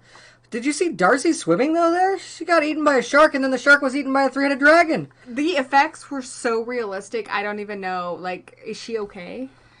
Haunted by Horror, thank you so much. This is way better than the Oscars. Can't wait to catch up tomorrow, since we work right now, but I'm very excited. Yes. Our friend Kevin from Haunted by Horror, that's one of the channels I've recently discovered. Really great. Again, another channel that's just full of great information, great production design. Another one you really need to check out. And hopefully we can get him maybe next year. I hope so. Yeah, we like trying to rotate everybody in, because we have so much love for the horror community. And I just want to thank all of you guys who are in the chat. The love you guys have for each other, congratulating the presenters on their videos. It really is special. I really love how much you guys are supporting each other. It's awesome. And Martin from Anthropomantic, he got the whole all your face belong to us. He got that. I'm not even sure like Ross got that when I sent it to him, but that is great. I'm glad that I love that movie. Actually, that had a pretty cool death. I actually wasn't a big fan of the first Nobody Sleeps in the Movie, like our Woods Tonight. Yeah, but I mean, it was okay. It wasn't like, it felt like it was really close. And then the second one, it's like two different movies, but that second movie, even though it shifts gears completely, the second half of that movie, I'm all for it. And that kill was great. So if you're like me and you tend to sympathize with the monsters, I think you're absolutely going to love Nobody Sleeps in the Woods Tonight Part 2. It's a fantastic movie if you sympathize with the monsters, because it gives you a big chunk of the movie from the monster's point of view. They're like, even if we could like build suspension, if we like wait a while and we make strange noises and we cut off his power and stuff, it's hilarious. The monster's point of view of that, and it's way better love story than Twilight, I'm going to say. It is. Dice, glad that you just mentioned that. But anyways, so that's kills. But you're thinking, well, you had best kills, and Dead Meat didn't present that. I'm sorry, you're gonna have to wait for your Dead Meat. He is like the main course here. You're gonna have to wait. All right. Originally, Witchfinger was gonna. Yes, all of them. You are gonna have to wait. Behind every great James is an even greater Chelsea. Yes, Chelsea is amazing. Yeah, and you know what? Shout out to in case you didn't know, we have more than just James. We have Chelsea tonight. So. Also want to shout out to Zoran, who's not on the show, but killing it with them Tremors kill counts. Killing it! Yes, the kill counts. I'm glad that James and Chelsea are getting a nice break to enjoy being married, and Zoran is just fantastic. High five, Steve Strout. Thank you. Thank you, Steve Strout. Don't leave me hanging, Gory. Boom. You son of a bitch. No, that's this. Yeah, you gotta grab the... right. Gotta grab the biceps. We're so bad at stuff. Anyways, I know. But and Crowfeather Media says a pickle sandwich is better than Twilight. I like Twilight. I have all the books. I have the first one signed by Stephanie Meyer. Crowfeather, you are coming up pretty soon, so just stay tight. But not only we just did the best death, but maybe we should send it over to death. Not the Brian Barnes Grim Reaper that we've had before, but the DarkOneCloset Grim Reaper, who also happens to live here in Washington with us, right? We've met DarkOneCloset. He also gave us those really cool Krampus glasses. Yes. So everyone's links are in the description below. And DarkOneCloset not only has a great YouTube channel, but they also have a great Etsy store where you can buy tons of awesome horror things. Like they have this great Chucky pillow. They have Christmas ornaments. They have glassware. Really amazing stuff. So absolutely check them out. But without further ado, the DarkOneCloset. Hey, guess who gets to present an award? Me! Guess who won't get to be asked next year? Me! Well, that's okay, because I had to do a lot of ass kissing. Danny Nightmare, you wore my lips totally gone. But you got a fine butt. American butt. Gotta love that butt. Alright, anyway with the butts. So, they didn't tell me the rules. They didn't tell me the time frame. So I put together this little thing. Hope you enjoy. So the nominees for Best Horror Franchise of 2021 are Halloween Kills,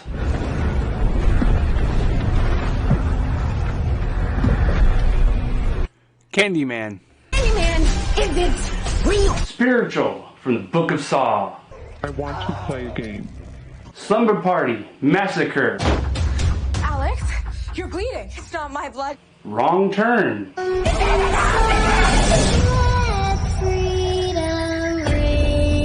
The Conjuring. The Devil Made Me Do It. I think I hurt someone. This is Ed Warren, here with Lorraine. The Forever Purge.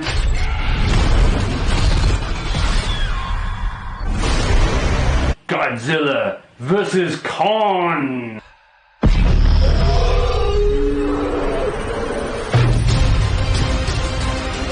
Ghostbusters Afterlife. VHS 94.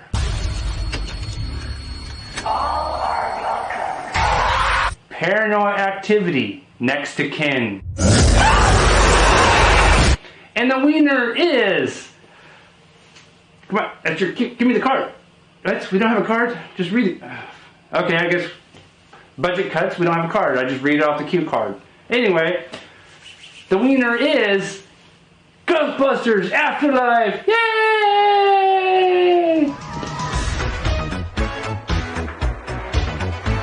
Well, Horror Addicts, it was my honor to be able to do this for you guys, and thank you. And Danny, just so you know, that rash, it'll go away, little cream, all good. Alright, I guess that's about it, so back to you guys.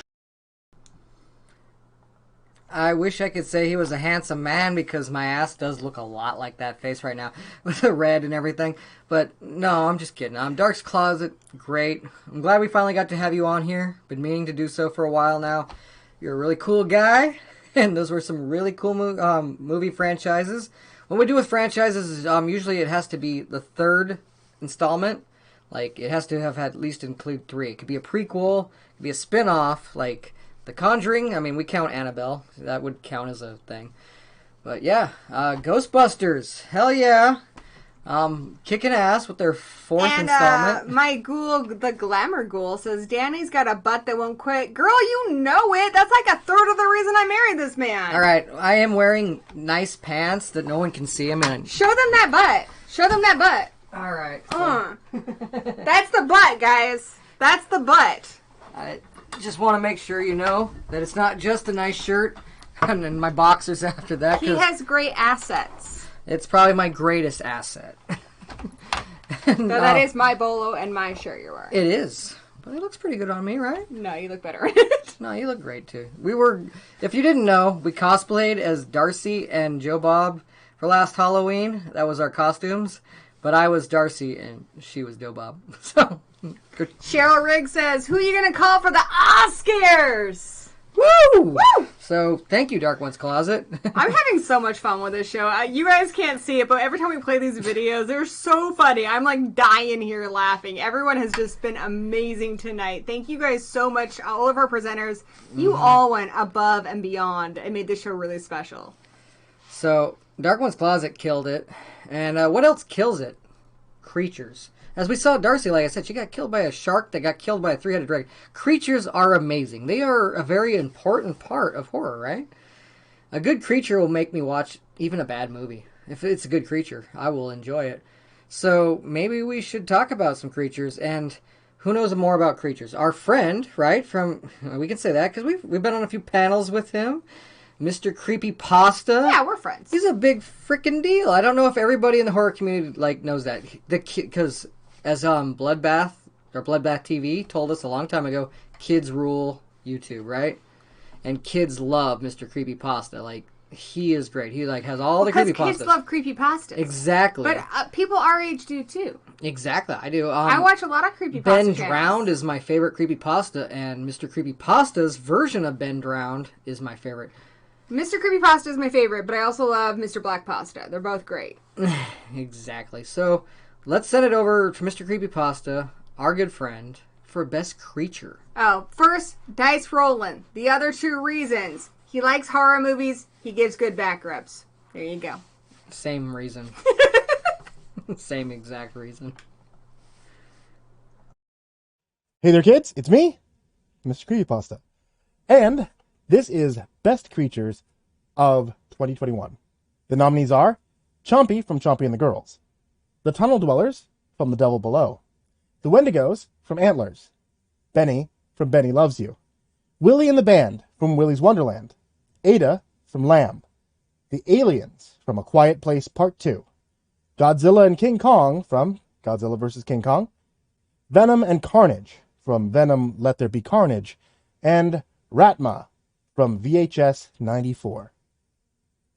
And the winner is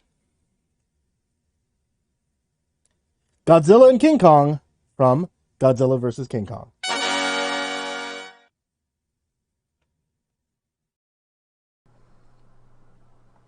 Hail Ratma! I loved Ratma from VHS 94. That was great.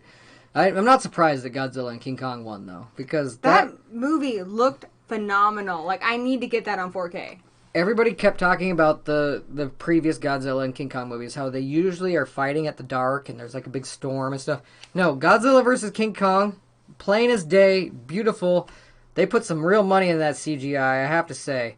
I mean, the story's pretty crazy, of course, but I got Godzilla vs. King Kong and I got a good fucking fight and I could see it very clearly. So I'm happy with it, at least for that reason. And MCP, MrCreepyPasta, like, I don't know about you guys, but when we first met him at Crypticon, we were so surprised because the voice, I was expecting somebody really, you know. If any of his fans are watching tonight, you might not have seen him, like, in person. And I almost thought he was, like, going to be some, like, posh old British guy. That's kind of what I was thinking. Well, not British. I don't know why I thought that. I know he doesn't have a British accent, but for some reason I just had, like, that look in my face, like he'd be dressed like a British guy. Yeah, I thought somebody dressed, like you know, Giles in a from suit. Giles from Buffy, like, that's how I thought. Like, maybe a sweater vest or something. I don't know why I thought this. But he's younger than us. He's so hip with the kids. It makes so much sense. They bring him up for Seattle Crypticon, which we get to be a panelist as well, but they fly him up from Texas. He's a big deal. Yeah, like, he's a big deal. He's been meaning to be on this. Like, for the last 2 years he's wanted to, but he's always really busy, and we're just so glad that we got him at the right time this year. Thank you, MrCreepyPasta. We really appreciate it. I want to get one of those plushies. I like his little plushies. The man behind the creepy stories, incredibly sweet, fun, really fun person to hang out with. Absolutely love his show. Again, it's another one where, you know, you're doing chores, you're walking your dog, you can't sleep. That's always a great channel to tune into, and it's always live. Yes. So you can always tune into that channel and get a great spooky story. I think he has 2 channels, though. I think he has one that, like, kind of repeats and has all this stuff on it. I'll have to look to that. But they're both really good. In case you just want to fall asleep to stuff, I think there's one that goes like 24/7. I know on his main channel, it's almost always live. Yeah, exactly. Either way, just look up Mr. Creepypasta. You'll find it. All the kids are hip to that shit. And I love that guy. We got to actually make a cool creepypasta about, remember, caterpillars? Yes, we did. We made a live creepypasta with him. That was so much fun. Yeah, and it was all about caterpillars, and I learned something that day. I learned that a mass group of caterpillars is called a rolling death. And the year before that, Mr. Creepypasta hosted a horror family feud, but all his fans were really young and they didn't know that much about horror movies, and I kicked their little, asses. Yeah, you and what's her name, the clown, you guys kicked that ass. Was awesome. Teamed up and you killed it. It was awesome. I'm so sorry if you were in that crowd and you were one of the young children that I beat, but in your face! They're probably so mad at you they wouldn't be watching. No. But that was a good time. So yeah, go check out Mr. Creepypasta for whatever reasons you have not, because you will hear some great pastas. I want to introduce our next presenter because she's my sister. What? Go girl. So me and a bunch of other amazing female horror creators, as well as one male creator, Queenie Todd. It's me, Laura, Victoria, Serena. I'm missing a ton of people, but we are all over on Freaky Girls Live. That is the name of the show. That is the name of the channel. We are live once a month. We usually talk about 2 horror movies, and it's awesome because we just have such a diverse group of people with a lot of different perspectives, and we have so much fun together. Yeah, I would hope to get all the Freaky Girls eventually. And we're working on it. We got Victoria Beckon this year. Yeah, Queenie's the dad, I'm the mom, and Victoria, she's just like my little sister. I love her so much. She is so incredibly sweet. She's so incredibly knowledgeable. She's amazing to watch. So take it away, Victoria. Hi, I'm Victoria Beckon, and I will be presenting the award for the Best Final Girl of 2021. The term Final Girl was coined by Carol J. Clover in her 1992 book, Men, Women, and Chainsaws, Gender in the Modern Horror Film. She defined the final girl as a female who is the sole survivor of the group of people who are chased by a villain and who gets a final confrontation with the villain, whether she kills him herself or she is saved at the last minute by someone else, and who has such a privilege because of her implied moral superiority. For example, she is the only one who refuses sex, drugs, or other such behaviors, unlike her friends. We've seen final girls in some of the best horror classics, like A Nightmare on Elm Street, Friday the 13th, Halloween, and Scream. But let's talk about some more current ones. The best final girls of 2021. And the nominees are Emma from Till Death, Jennifer Shaw from Wrong Turn, Dina from the Fear Street trilogy, Zoe from Escape Room, Tournament of Champions, Claire Redfield from Resident Evil, Welcome to Raccoon City, Dana Devereaux from Slumber Party Massacre, Camille Meadows from Seance, Renee and Valerie from The Retreat, Makani Young from There's Someone Inside Your House, and Alyssa from A Classic Horror Story. And the winner is Dina from the Fear Street trilogy. Congratulations.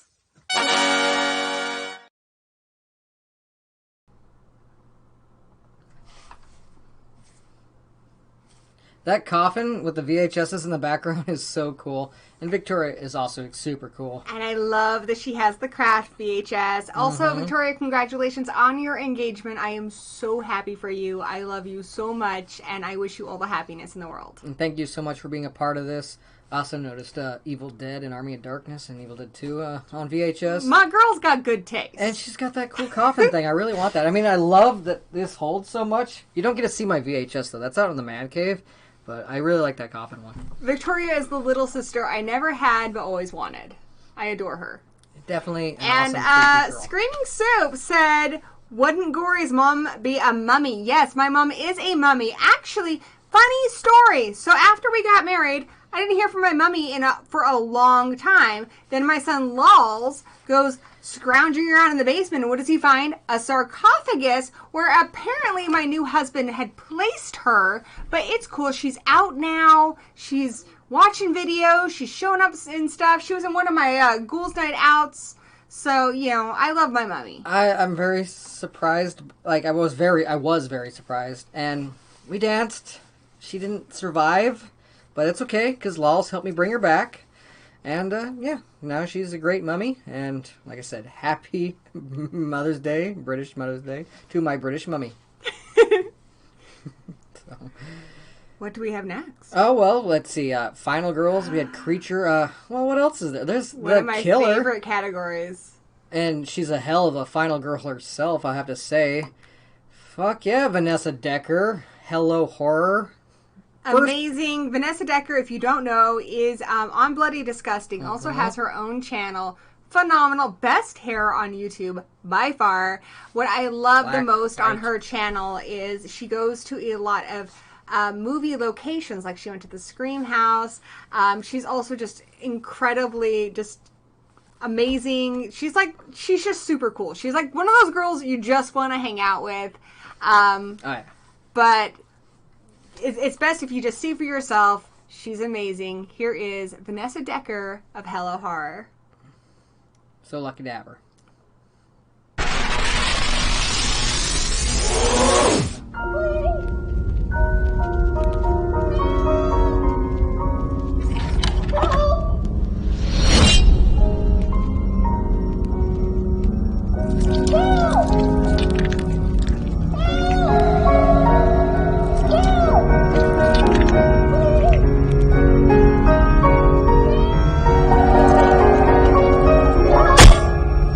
Shut up! Shut up!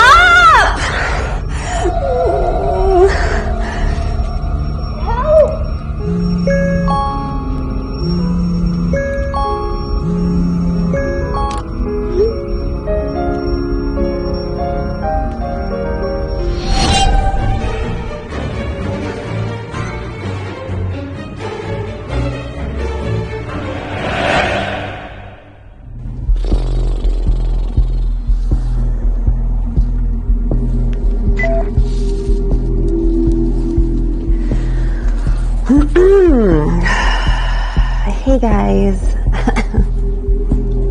So f***ing stupid. Whatever. Hey guys, I'm Vanessa Decker from Bloody Disgusting's Hello Horror, and I'm here to announce the best killer of 2021. The nominees are Michael Myers from Halloween Kills, Chucky from the Chucky TV series, Candyman from Candyman, Angus Finn from Knife Corp, Gabriel from Malignant, PG from Psycho Gorman, Claire from The Stylist, Claire from Superhost, Alexis from The Sound of Violence, the Nightwing Killer from the Fear Street Trilogy, and the Jigsaw Copycat from Spiral, the Book of Saw. And the winner is...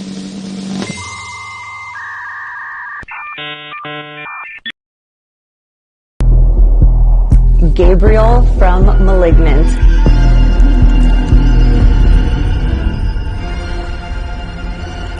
Congratulations!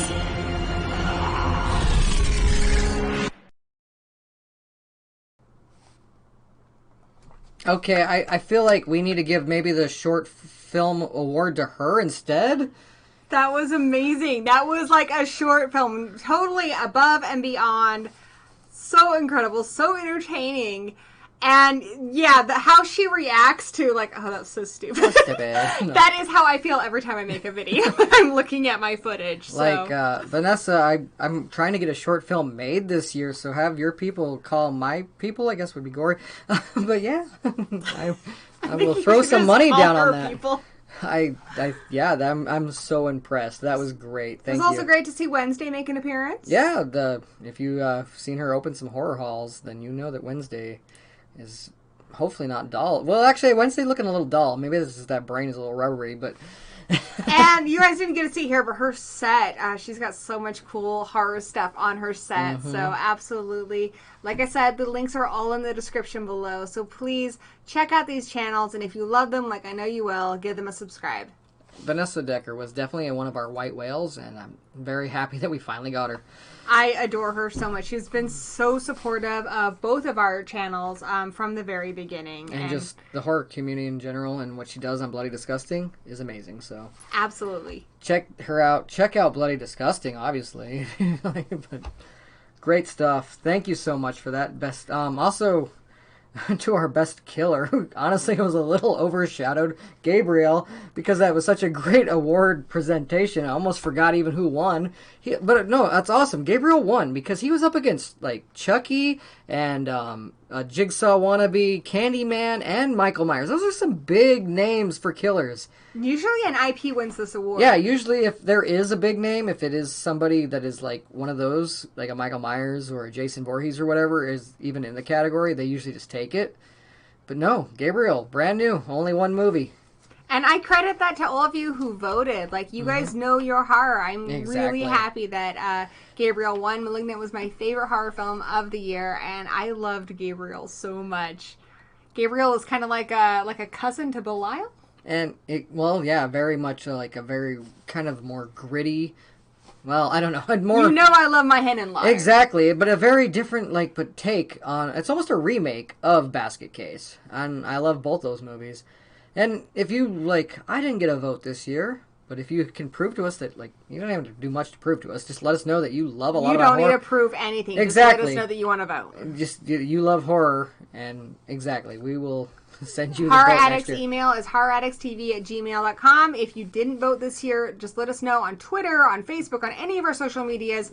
If you're not watching this live, comment down below. It is not an exclusive club Exactly. by any means. No. So absolutely, you're always welcome to Anybody vote. who loves horror can join the vote. So We just kind of keep it by invite just so it doesn't get spammed, so that it's fair to all of the nominees. I saw one horror movie last year. No, okay, that might not work. But if you're into horror, we want to know. Eddie Huerta said, I always wanted to watch Basket Case. You know what, Eddie? You need to do that, as soon as the show's over. And if you haven't seen Malignant, you need to watch that too. Just make it, oh my god, that's a great double feature. Eddie, that's your double feature. That's what you're doing tonight. Finish the stream, Eddie, then I want you to watch Basket Case and Malignant. Or You'll tomorrow thank night. me later. Exactly. So, we had our creature. We had the final girl. We had the killer. But what else is killer in a movie? A killer soundtrack, right? That's what's good in a movie, a good killer soundtrack. And we're going to send it over to our Canadian Jason, the guy who plays Canadian Jason anyways. Not only plays Canadian Jason, but also the Horror Addicts theme song. He wrote it and plays it. Yeah, that we had earlier on in the stream. Yeah. Yeah, so we love Zachary Bird. Also, Love him. My tag partner for wrestling. He's been wrestling just as long as I have. And we are.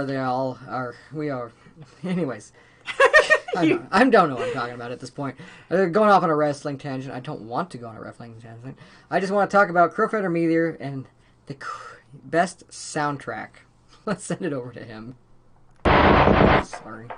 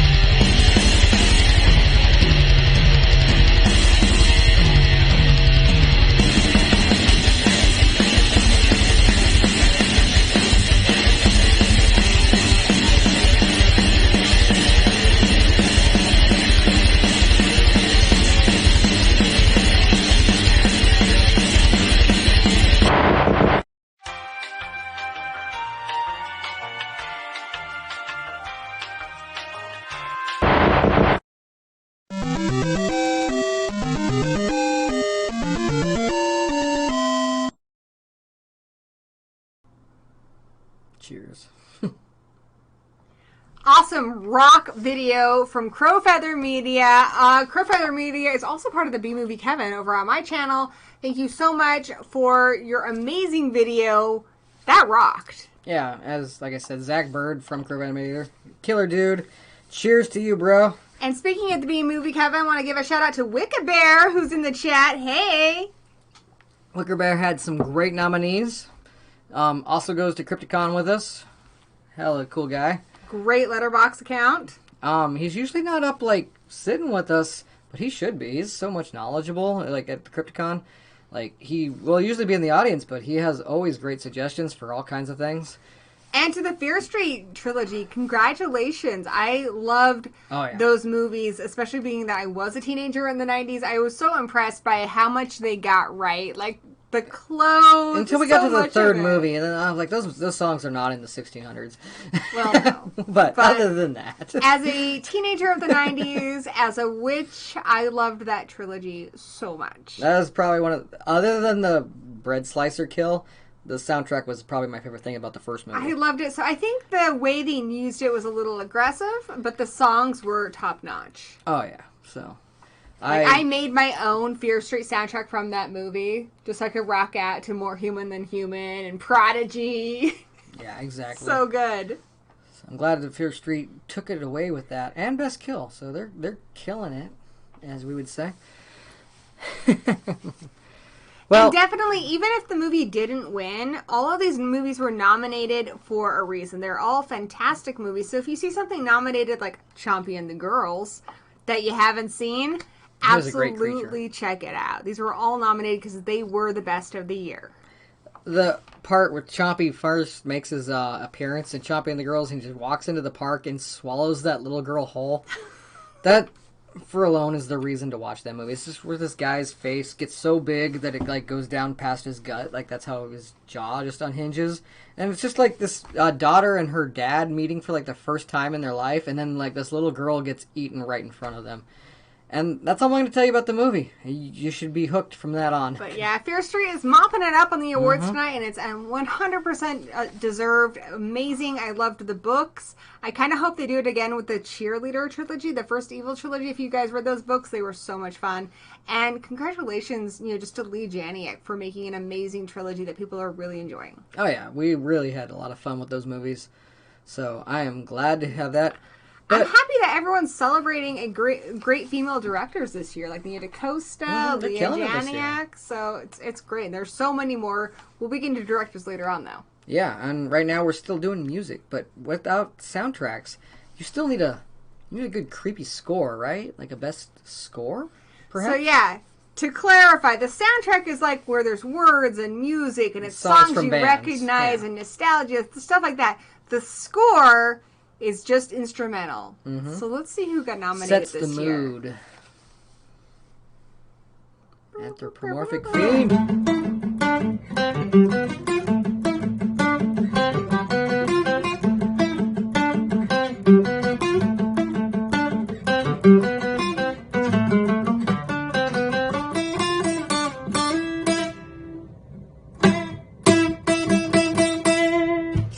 Hello there. You just happened to catch me attempting to play the theme from a movie I love, and I'm just struggling a little bit, but yeah, the Deep Red theme can wait because I have better things to do. I'm supposed to be presenting an award right now, so I'm gonna go do that. Hello everyone, I am Anthropomantic Fiend. I do horror-related things on the internet, and this is a very special moment for me, because I am presenting one of the awards on the Oscars.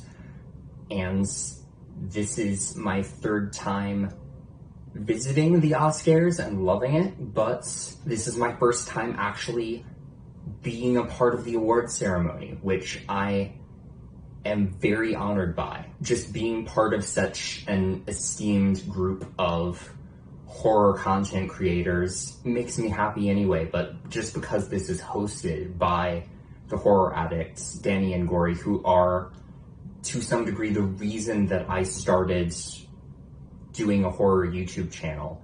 makes it all the more special. So I just want to thank them for asking me to present this award. I mean, I would wind up being a weirdo one way or the other, but they are a big reason that I am the particular weirdo I am today. And I'm especially honored that I am being asked to present the award for Best Musical Score in Horror for 2021, because horror music especially is something that I love talking about. I love film scores and I love creepy film scores.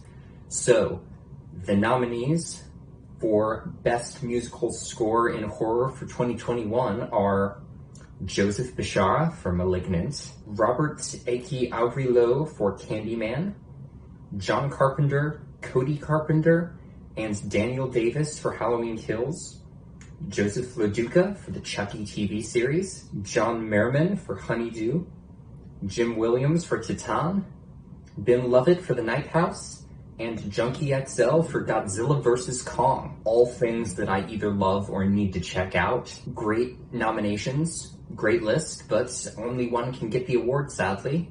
So, the winner is John Carpenter, Cody Carpenter, and Daniel Davis for Halloween Kills. Much congratulations to the three of them for winning this award. Thank you to everybody else out there for supporting weirdo horror content creators like myself, like the Horror Addicts, like everybody else on here, and just for supporting the horror genre and supporting horror musicians.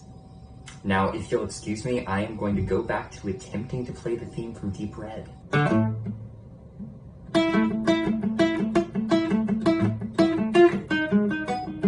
Wait, no, that's the wrong one.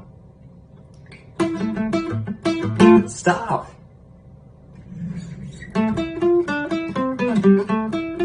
Why does this always happen?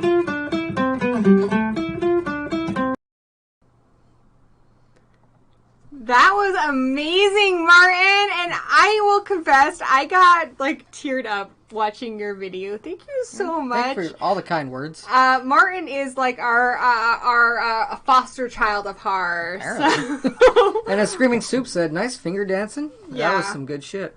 I adore you, Martin. I just think you're amazing, and the fact that you love music and horror has always made me think of you as kind of a vampire Lestat. Yeah, he looks kind of like that. But what I love the most about Martin is Martin really thinks about like the themes and the meanings behind horror movies, and that's something that I really care about. So absolutely, if you like to delve deep into like the, what does the movie actually mean and why does it matter to people, Martin is 100% the YouTuber that you want to be checking out. Check out the Anthropomorphic Fiend. Exactly. And music itself is like the universal language. But what about foreign language? Because not everybody speaks English. Not everybody does. And not a lot of us speak it well. No, I don't speak it well. I don't speak. Especially not after I don't a few speak drinks. the Queen's language.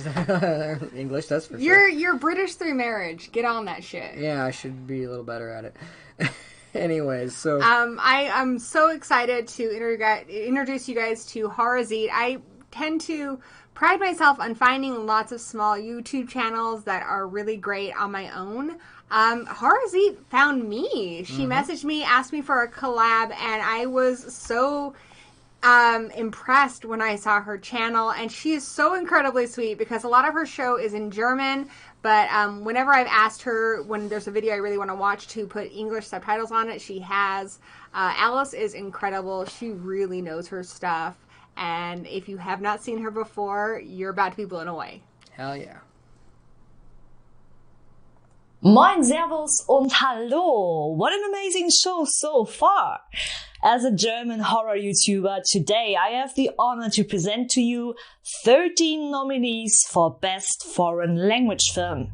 And the nominees are Titan, The Advent Calendar, The Feast, Detention, Lamb, A Classic Horror Story, Blood Red Sky, The Trip, The Columnist, Nobody Sleeps in the Woods Tonight 2, The Medium, Oxygen, and The Queen of Black Magic. And the winner for Best Foreign Language Film goes to Titan! Congratulations to this amazing French movie.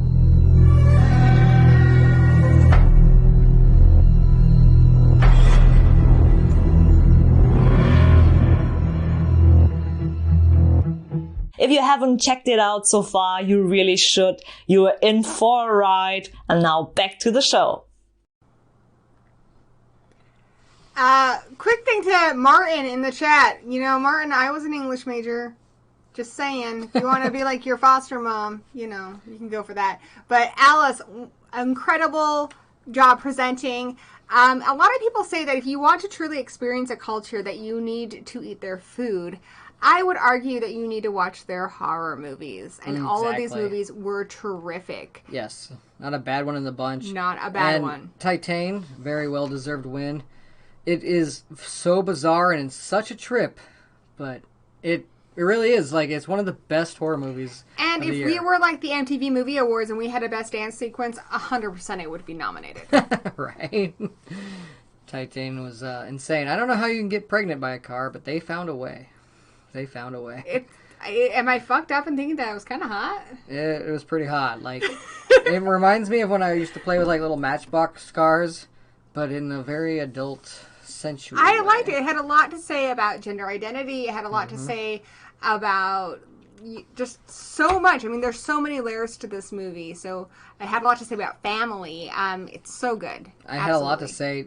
Some of it might have even went way over my head, but I still appreciate it.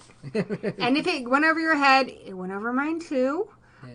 There's a great wisecrack video that breaks it down very well. That helped me to understand and appreciate the movie Titan so much more. Exactly. But yes, check that out if you can handle subtitles. I know some of the Mutant fan. I'm not a big fan of the subtitle movies, but I think it's good for us, personally. And so next is another one of our oldest friends on YouTube. Not being that he is old, just that we've been around. He's been. We've been around for 5 years. I think this is his 7 years too. We're both been around for 7 years. 7 years. Oh my god. 7 years for both of us. Long. 7 years for both of us, and I think we've been friends for at least most of that 7 years. So for most of it, Lee from Drum Dums was one of the first friends we made on YouTube, and we are so proud of how much he has grown, how much he has accomplished. Not only has he made an amazing YouTube channel that covers new releases. I mean, the work ethic of Lee is incredible. Yeah. He covers new releases. He does watches of movies. He gives you horror news. He gives you reviews. And his reviews are just right to the point, give you exactly what you need to know. Incredible. But he also created Killer Flicks, which is an amazing, massive horror community over on Facebook. yeah, it's probably the biggest Facebook group I'm a part of. And so I give Lee all the credit for that. He's a great guy. And you know what? He cameoed on Stranger Things not just once, He but did. twice. And in this year's winner, 13 Fanboy. Oh, yeah, he's on that as well. He was in both of those. So without further ado, here is Lee from Drum Dums.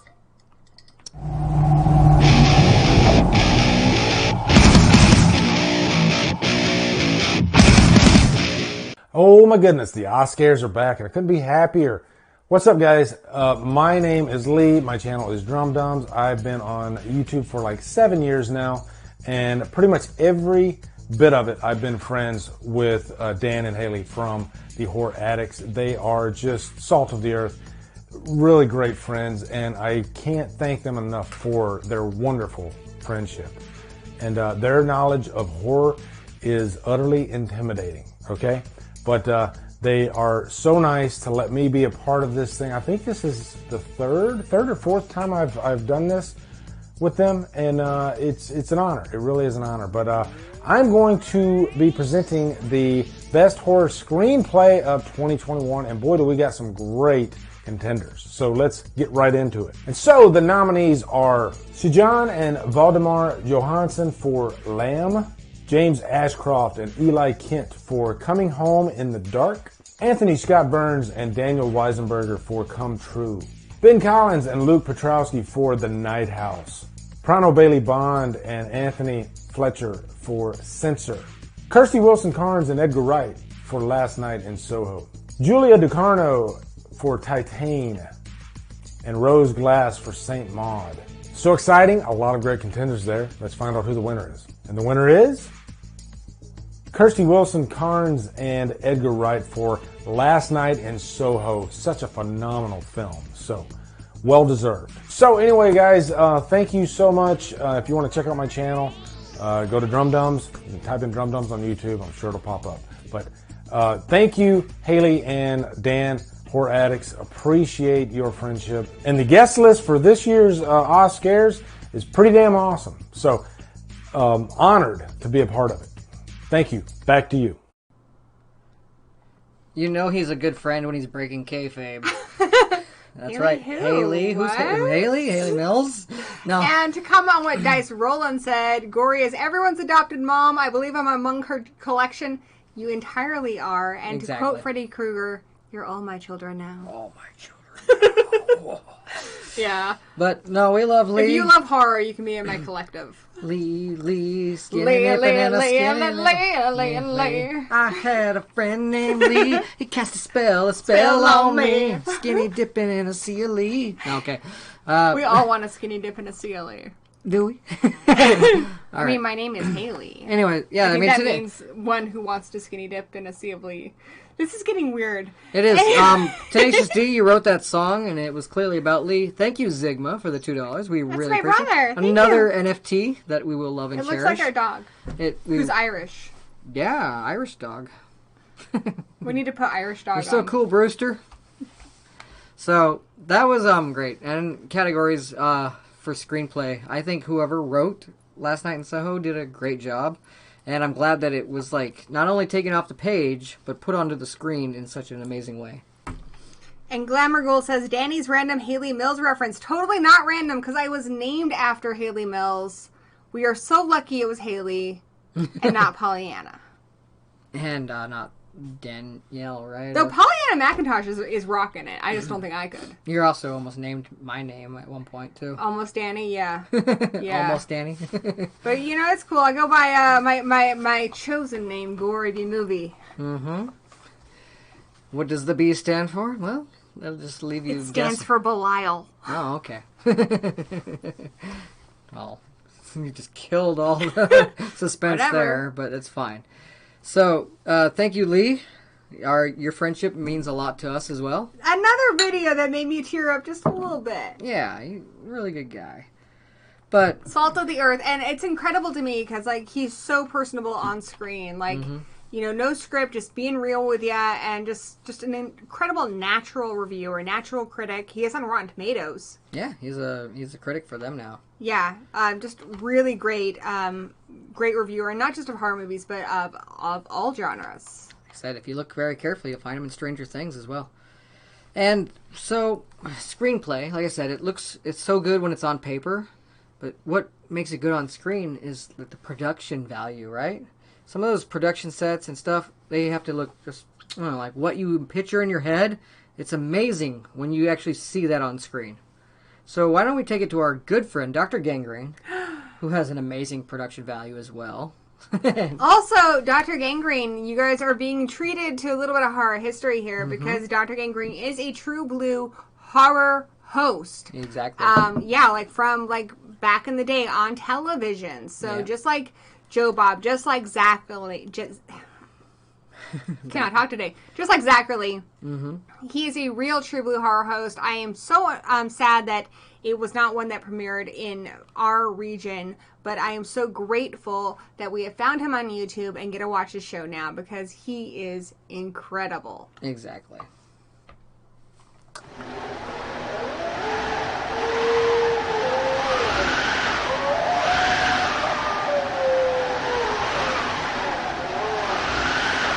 Hey, greetings, Oscars Award. I'm Dr. Gangrene, physician of fright, horror host in the Nashville, Tennessee area, and I'm coming to you to announce the winner for Best Production Design in a Horror Movie in 2021. So, the nominees are Night Books, Last Night in Soho, A Classic Horror Story, Halloween Kills, The Deep House, Don't Breathe 2, Resident Evil, Welcome to Raccoon City, and Escape Room, Tournament of Champions. All right, so it's time to pick our winner now. Gunther, if you have the envelope, please. All right, thank you, sir. Now, let's see here. The winner is Last Night in Soho. All right, thank you so much, and back to the Oscars Award. Greetings, fellow Gore.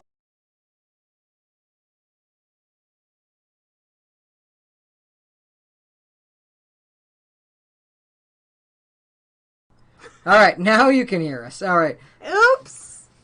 I haven't eaten today. I thought I was the already tipsy one, but second apparently. glass of champagne. I'm the Donatello. I do the machines. I thought I was bear the with me. tipsy one, but I'm the Raphael.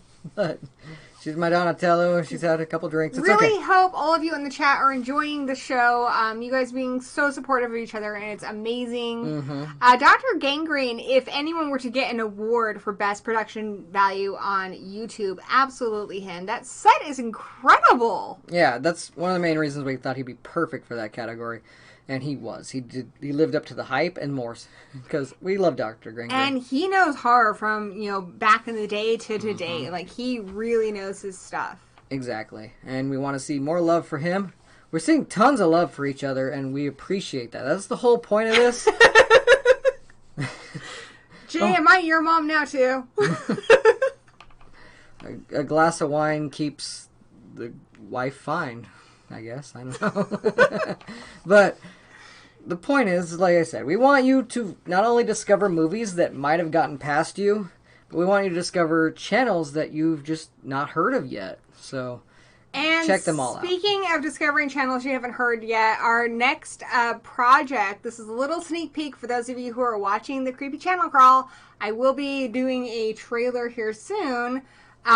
But yeah, I'm bringing back the Creepy Channel Crawl this summer. It's 24 hours of live streams across 24 different horror channels, big, small, all around, just to get some eyes on some channels that maybe you haven't seen before. So think of like a bar crawl with like horror channels. Like you watch an hour of this channel, you drink some beers, you go to the next channel. But you stay up all night. It's a big undertaking, so I did take some time off from it. But yeah, the third Creepy Channel Crawl will be this summer. So stay tuned over on my channel, Gory B Movie, where I will be posting updates about that.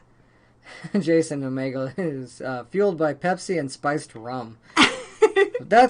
I'm fueled by champagne and LaCroix and a little bit of Omen beer earlier.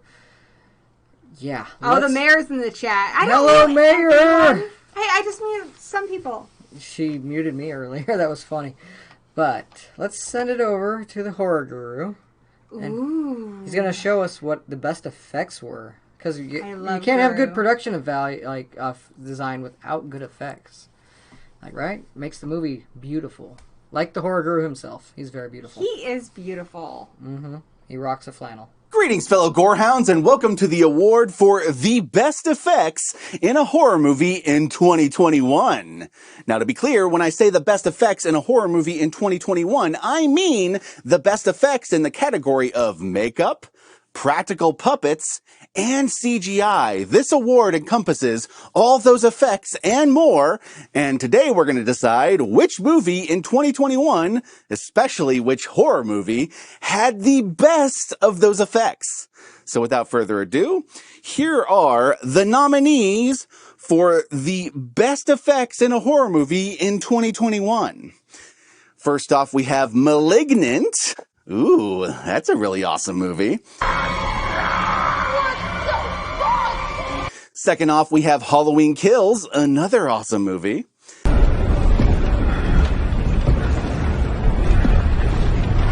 VHS 94, another awesome movie.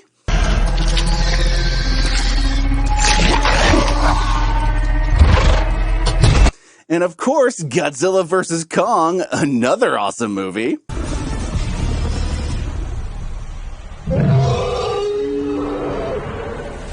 and Ghostbusters Afterlife, and you guessed it, another awesome movie.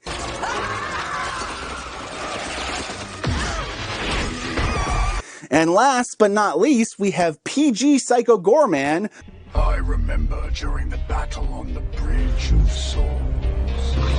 Which, of course, is an awesome movie. You can kind of see a pattern I have going here. They're all awesome movies, and they're all very worthy of this award. So, let's stop stalling and announce who the winner of this award is.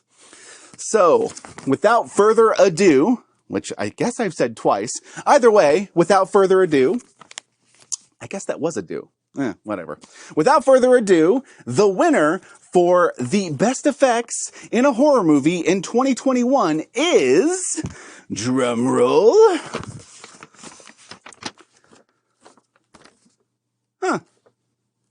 apparently no one, because I wrote nothing down on this.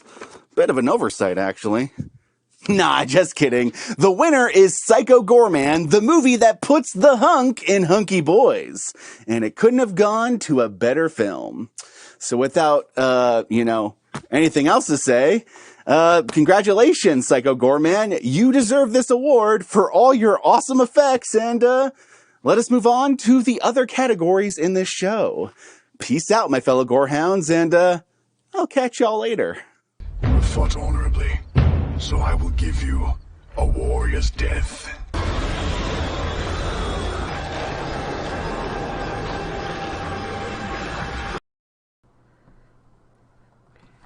Thank you, Guru. So great. If you have not seen Guru's channel, he has something called Blood Splattered Cinema, where he goes in depth into movies. He gives you some comedy. He gives you a little bit of a sketch. He goes deep into the film and gives you a lot of trivia. It's so much fun. So absolutely, if you haven't already, you need to check out the Horror Guru. Oh yeah, you will find some zen with him. If you are a blood like him. Is also the Guru like Buddha? Like if you rub his belly, is it good luck? Maybe if you rub his head.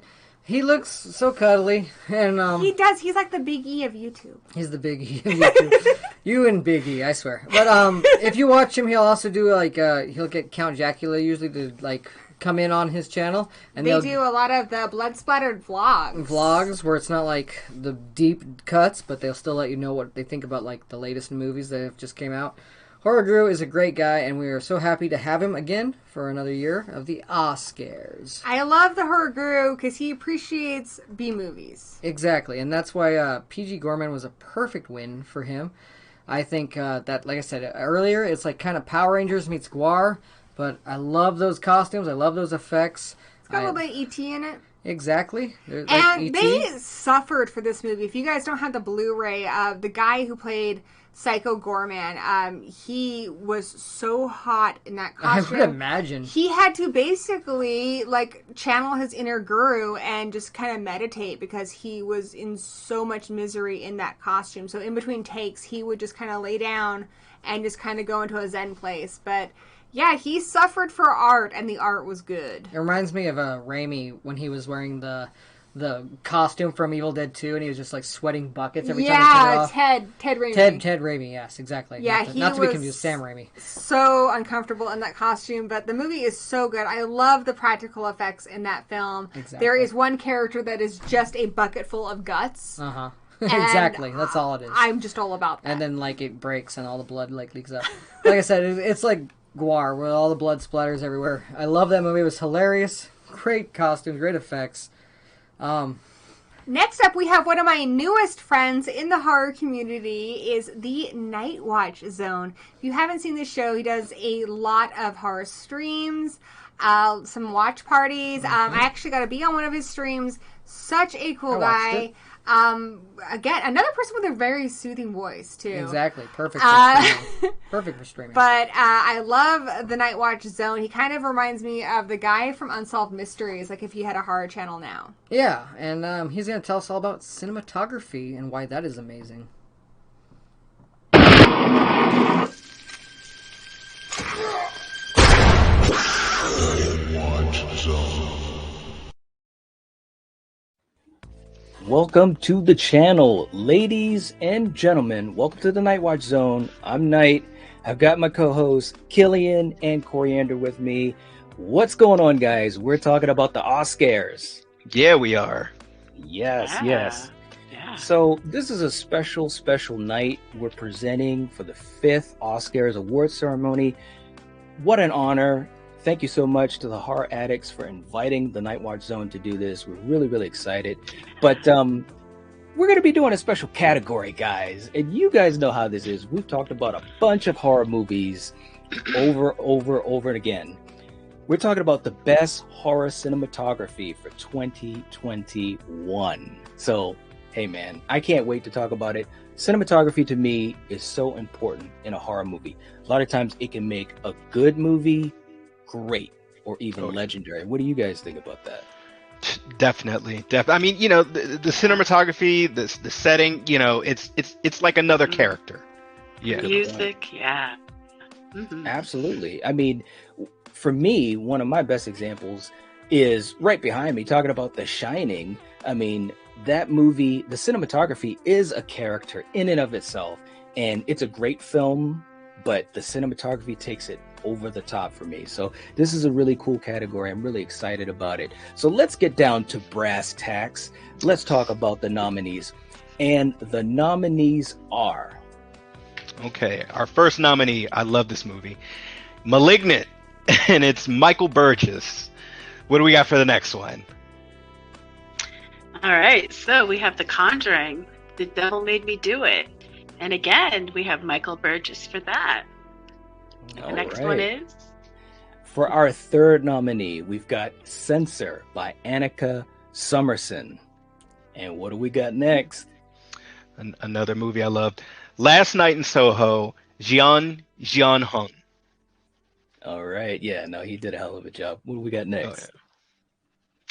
So next we have Halloween Kills, and that one is Michael Simmons. And I'm so glad this movie's nominated because I love these two movies. So yeah, excited for this one.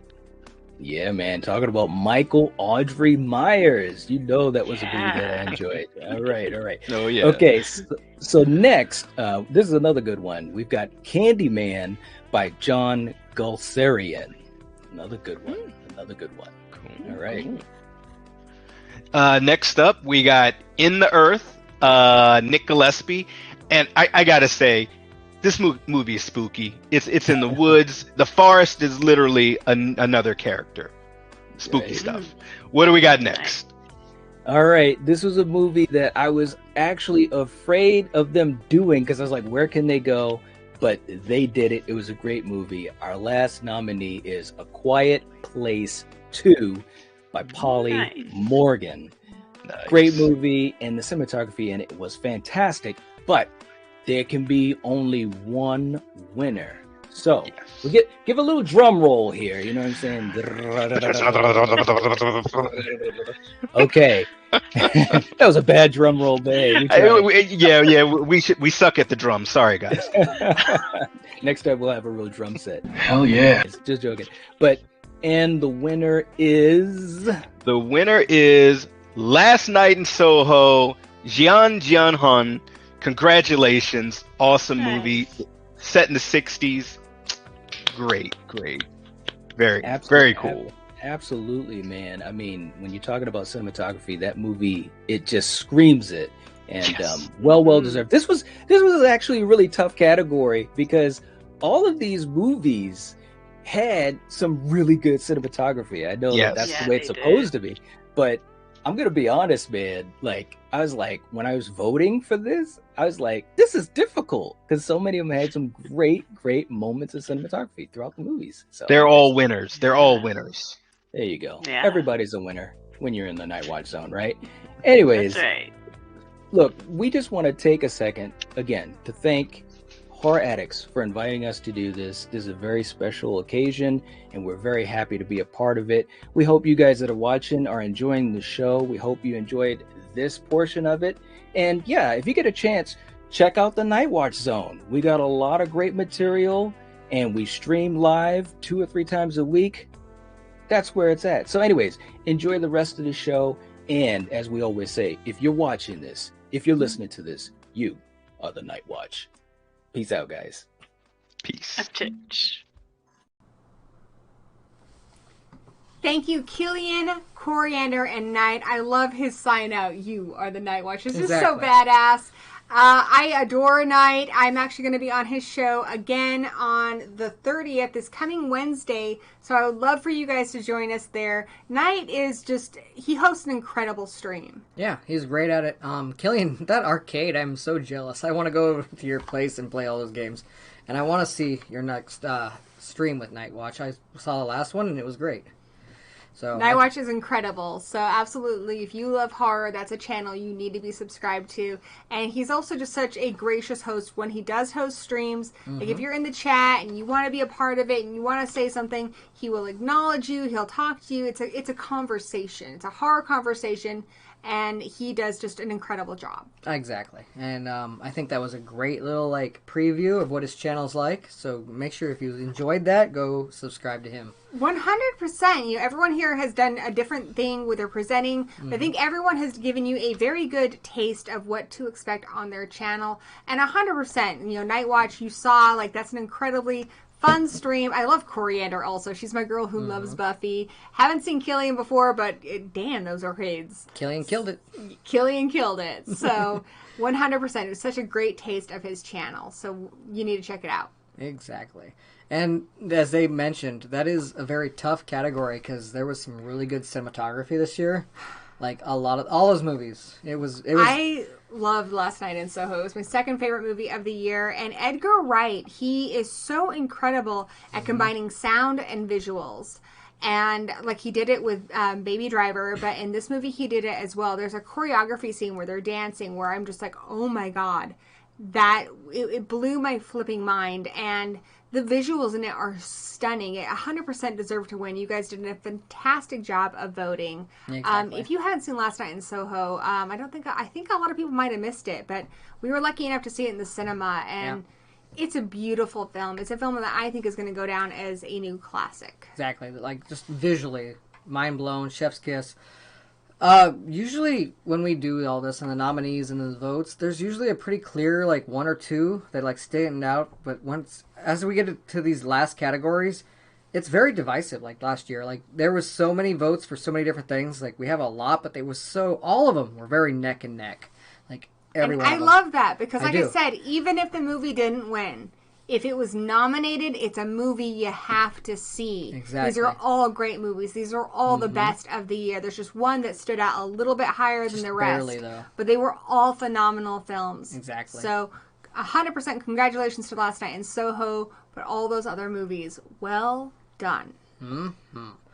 So we've done best effects, we've done screenplay, production value, and cinematography. It's time to get on to the acting. Act, damn you. And 100%, you can have a brilliant script, you can have beautiful cinematography, you can have great music, but if your performers cannot bring those characters to life, it falls apart. And thankfully, with these categories, these are movies that 100% got it right. Otherwise, you're just going to be like M. Night, standing on a cliff, telling people to act. I love M. Night. Yet writing them a script that does not sound human. M. Night's my boy. But he writes movies for aliens, I'm going to have to say. He does. Sometimes they get it right, just somehow he just does. Sometimes he throws that dart and it hits the bullseye. But then sometimes he throws that dart and it's not even on the wall, but I'm still highly impressed. I will say, Old might not have been the best movie of the year, but it was my favorite so bad it's good movie of the year. I had a good time. But anyways, we digress. Let's go on to some great acting. We're going to send it over to Monty G. So you guys have said that I am the adoptive mother of your horror clan. Well, our grandfather is the horror miser, Monty G. Monty is the most supportive person in this horror community. Exactly. He is the glue of this horror community. I don't know how he does it, because he posts more videos than just about anyone I know, and he still manages to watch every video and comment. He is a much better friend to me than I am to him, and I feel really bad about it because he deserves all the love in the world. I don't know how he does it. I try to watch so many more videos, but I still fall way short compared to But Monty. Monty, if you're watching, I want you to know I 100% appreciate you on those days when I'm feeling crappy about my channel or my videos. You are one of the people who keep me going. Thank you so much for being you. Monty rules. Enough said. Let's hand it over to Best Actor.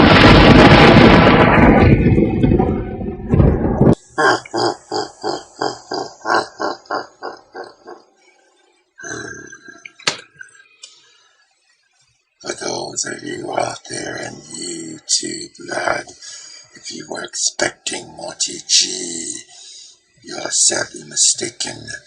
If you don't remember, my name is the Miser. It is I who allow Monty G access to my guild. I have possessed his body once again because it seemed my good friends Gory and Danny from Horror Addicts are once again presenting the Oscars. I remember the last time I possessed Monty J's body and did some nominations. I decided to do it again because I just love scaring people. So, I see this year it's time to present the nominations for Best Actor in a Horror Film. Let's see who the nominees are. Let's see. The first nominee is Nicolas Cage, who is actually being nominated for 2 horror movies. First, for Willy's Wonderland, and then The Prisoners of Ghostland. That's very impressive, Mr. Cage, but I prefer you as guest writer. You and I need to hang out and compare skills. The next nominee is Sam Richardson in Werewolves Within. I particularly love that film. What better way than to have werewolves attack people? Very funny film too. Next we have Arya Abdul-Mateen II in Candyman. I love Candyman. It reminds me of one of my favorite lines for another horror movie. You want some candy? Next, we have Stephen Lang from Don't Breathe 2. Just imagine if you got caught in the darkness with him. He scares even me what he's capable of in the dark. Next, we have Jim Cummings from The Beta Test. I don't think you want to fill that test.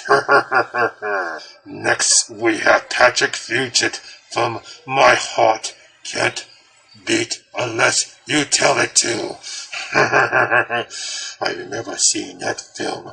Very interesting subject matter. It reminds me of vampires. Next, we have David Gillis from Coming Home in the Dark. I don't think you'll be coming home in the dark. Next, we have Chris Rock from Spiral, the Book of Saw. I must read that book. I have some great, interesting things to add with that one. So if you're listening, Jigsaw, hit me up.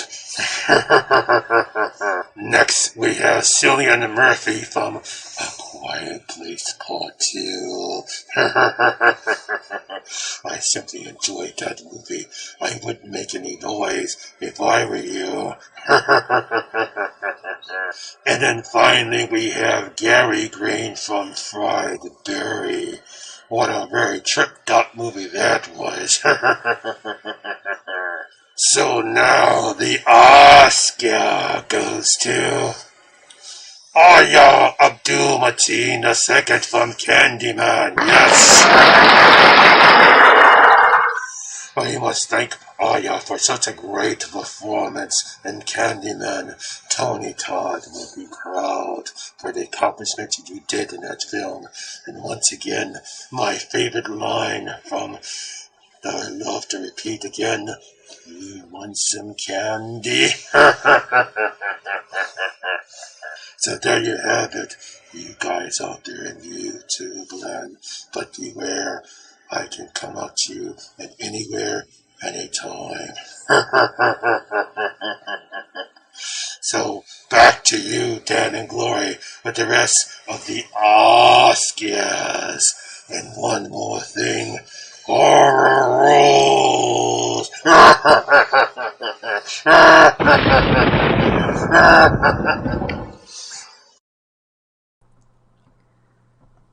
I am so sorry. I apologize so much. That was supposed to be Monty G. We don't know who that man was. We are as scared as you guys. Our thoughts and prayers go out to Monty's family. Because he was clearly in Monty's To house. his children, to his wife. Please bring him home safely. Yeah, I mean, he's clearly in their house, so yeesh. He is a madman. He did a great job presenting, though. Yeah. But we want Monty back safely. We do. And Candyman had great acting. He really did. It deserved that award. Really did. No. Great job. Thank you. Check out Monty G. He is so supportive, as we said earlier. Such a great guy. Please show some love and some support for him. I was happy to give him that one. I knew he would kill it, and he did. I just hope Monty's okay. He gets a little possessed at times. Thoughts and prayers to Monty and his family, guys. Exactly. Hail Brahma. Well, that was the best actor, but you know what's harder than acting? Being a kid in acting. Like, being a little wee child. If you guys have been watching Horror Addicts since we started 7 years ago, God, we're old. We are. You would have seen LOLZ as a tiny little boy. Little boy. Half demon boy. And now LOLZ is almost a legal adult, as you saw earlier. Reading Elvira books. Yeah. So, yeah, we know a little something about creepy kids. And we have the Internet Zing. Internet Zing, my cousin. Which is funny, because last year we had my cousin on. Now we got your cousin. Yeah, we went. Who I guess is my cousin through marriage. Exactly. Natalie King, killing it on Internet Zing. Let's send it to her. Ooh, that rhymed. I like it. Exactly. Take it away, Natalie. Good evening, everyone, and welcome to the 5th Annual Scare Award Show. It's been such an honor for me to announce the winner for Best Child Actor in a Horror Feature Film. These young child actors had such bravery to be part of a horror film, to challenge the horrifying obstacles they had to face, like fighting ghosts, fighting monsters, protecting a creature, saving a friend from a kidnapper, trying to escape from an evil witch, living with a crazy blind man, have a monstrous mother, and spending time with their crazy family when the world is about to perish. With their survival skills and a little lack of intelligence, they had such heroism throughout the horrors they went through. Here are the nominees for Best Child Actor in a Horror Feature Film. McKenna Grace, Ghostbusters Afterlife. Roman Griffin Davis, Silent Night. Jeremy T. Thomas, Antlers. Madeline Grace, Don't Breathe 2. Millicent Simmons, A Quiet Place Part 2. Winslow Fegley, Night Books. Lonnie Chavis, The Boy Behind the Door. Carl Anton Cook, Blood Red Sky. And the winner for Best Child Actor in a Horror Feature Film goes to McKenna Grace, Ghostbusters Afterlife. Way to go, darling. You deserve it. And for the rest of you children, I hope you keep surviving, still live in fear, and keep having nightmares. I also want to thank the Horror Addicts for me to be part of the 5th Annual Scare Award Show. It's been such an honor. I hope everyone enjoys the show as well. Keep getting spooked, keep watching horror films, and I wish everyone a spooky night. Cheers, everyone. This is not wine if that's what you think. Or cranberry juice. Anyway, off to the next nomination.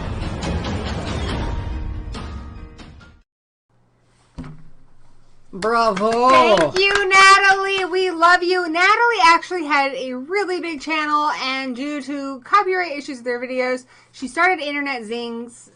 What? I'm not muted. No, keep going. She started Internet Zing, so it's a small channel now, but it's going to get big. So if you want to be one of those people who's like, yeah, I subscribed to that channel before it blew up, definitely subscribe to Internet Zing now. Yeah, she had a huge channel, like you said, but copyright reasons, restarted, kicking ass from the beginning and going. Very professional. I love that, cousin. Thank you so much for being a part of this. We are so proud of you, Natalie. Thank you so much for being a part of this. Exactly. You did an amazing job. All those kids did an amazing job. McKenna Grace killed it in Ghostbusters. McKenna Grace is becoming a young scream queen. Exactly. She's not even an adult yet. But, last year she was nominated for The Bad Seed. Mm-hmm. She was in 2 movies this year. She was in Malignant and she was in Ghostbusters. Exactly. She really gravitates towards horror, and I 100% am on board with this, and I am so excited to see what she does next. I believed that she was Egon's granddaughter. I totally did. 100%. And she is such a chameleon. If you watch Malignant and you watch Ghostbusters Afterlife, you would be hard-pressed to determine that it's the same actor. Exactly. And her scenes with Paul Rudd, when he's, showing, Cujo and Child's Play at, the school, and they're just talking science and ghost busting backstage. That was great. I loved it. And as Gory Bit said, she was also great in Hill House. She's incredible. Exactly. Very talented young woman. McKenna Grace. Just like Natalie. Exactly. My cousin Natalie, I know I'm a little biased, but she killed it. Very professional video. Go check out Internet Zing. She's not strictly a horror channel, but she does a lot of cool reactions to creepy videos, and she loves a lot of some of the more She loves the Marvel, she loves the Disney, she does love horror, so check her out. So check her out. She's great, and I couldn't be more proud. And very proud of you, Natalie. Thank you for killing it, as always. Well, it's that time, all right? You want holy balls? You guys want some Joe Bob? You're gonna get some Joe Bob. Also, I didn't mention this earlier, but I was so happy that John Brennan got nominated. Oh yes, John Brennan. You can download all of the music from Last Drive-In. His links are on Twitter, but John Brennan's incredible. Mm-hmm. The Last Drive-In's incredible. I love Yuki. I love Darcy. I love Joe Bob, and we are about to give you a little bit of Joe Bob. A little bit of Joe Bob. It's gonna go a long way because you don't need more than a little bit of Joe Bob to be proud that you have some Joe Bob. And once again, I just want to thank Diana Prince for making this happen. You guys don't know how hard she works to get horror content out to people. If you're part of their Patreon, The Lost Drive-In, she curates basically all of Joe Bob's stuff. She shows so much of his old footage. She is the person who got Hogzilla finished. Exactly. Anthropomantic Fiend, my cousin's thing is Internet Zing. I'm sorry it's not down in the description. It will be. It will be after the show. She sent it to us so last minute, but worth it because, as you just saw, did a great job. Darcy also sent us a very last minute video, and that's cool because this is a gamble that I chose, all right? Darcy has been on board for about a month here, but she told me if I waited very last minute, she could get some Joe Bob. And I was like, okay. They're filming The Last Drive-In right Exactly. now. She was in costume all night today. And I hate to say it, but they told her she could not be on camera because she's in costume, and therefore it would be spoilers. But she did manage to get the Joe Bob that she promised. And we're about to give you that. We love them. We were actually mentioned, because we sent them their Oscars awards from last year's on the Haunted Hoedown. But just Halloween even Hoedown. More than just that, he is it is a big show. They are big celebrities. Joe Bob means so much to me because when I was a little weirdo who had no friends and was watching Monster Vision by herself on the weekends, I would watch that show and he would read letters and stuff, and I realized there was horror people all over the country watching too. And maybe I didn't know any in my personal life because we didn't have the internet and I didn't have all you amazing people then, but I felt like I was connected to something. I felt like I was connected to a horror community, and in a time when I felt alone, he made me feel like I was part of something. So endlessly thankful to Joe Bob Briggs and to Darcy. And as much as I love the Drive-In and Monster Vision, I love those, but I dare say that The Last Drive-In is his best show. It is, and it's like before, the male girls were great, they were entertaining. They were awesome. But I feel like we know Darcy. I feel like she has given as much to the horror community as Joe Bob has. I love Yuki, I love John, I love Ernie. Exactly, I love them all. And like I said, huge shout out to Diana. She's on the thumbnail, and it was supposed to go down where she would be on more screen time than she is. That was the plan. But like I said, because she's in costume all day, and she filmed hers today because she wanted to get Joe Bob for us. And she did. She got some Joe Bob for us. But they told her she could not be on camera. But if you listen, you will hear her. You can hear her. But nobody is more supportive of their fans. Nobody is more appreciative of their fans as Joe Bob. We have met these people in person. I can tell you 100% they are true grit. They are, exactly how they seem on camera. These are people who truly love the horror community, and we are so honored to have them on the show. In fact, like I said, I'm very proud, and she's on the thumbnail, very prominent, but that's because she's not just person taking part on the camera wise. She's been a producer basically for this. She's like a sponsor. We wouldn't have got Joe Bob if it wasn't for her at all. She made this happen. So let's take it to them and see what happens.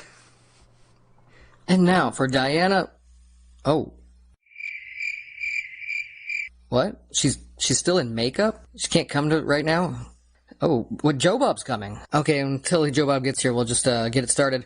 For Best Horror Actress of 2021, the nominees are Thomasin McKenzie for Last Night in Soho, Morfydd Clark for Saint Maud, Barbara Crampton for Jacob's Wife, Rebecca Hall for The Night House, and Agatha Rosella for Titane. And the winner is Barbara Crampton! Woo!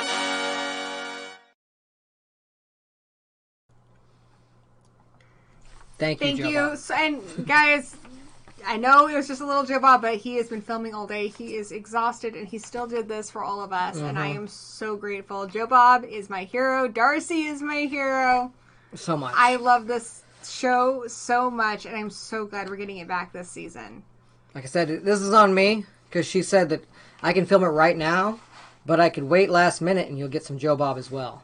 And I was like, please do that, and that's what we got, and I'm happy. They've had a hard time filming this last season of season 4 of The Last Drive-In, and they still took time today to email me that footage. So. And I also want to give a big round of applause to Barbara Crampton. Oh yes, definitely. The woman has been acting in horror since the 80s. She is incredible. I have also met her. We have also met her in person.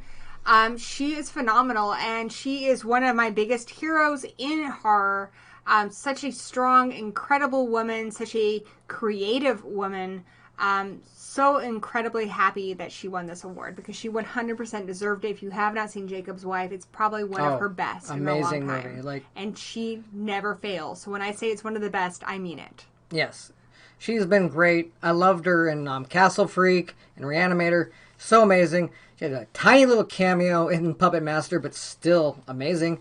And I'm just so glad that Jacob's Wife finally gets to really help bring her back and immortalize her for she is.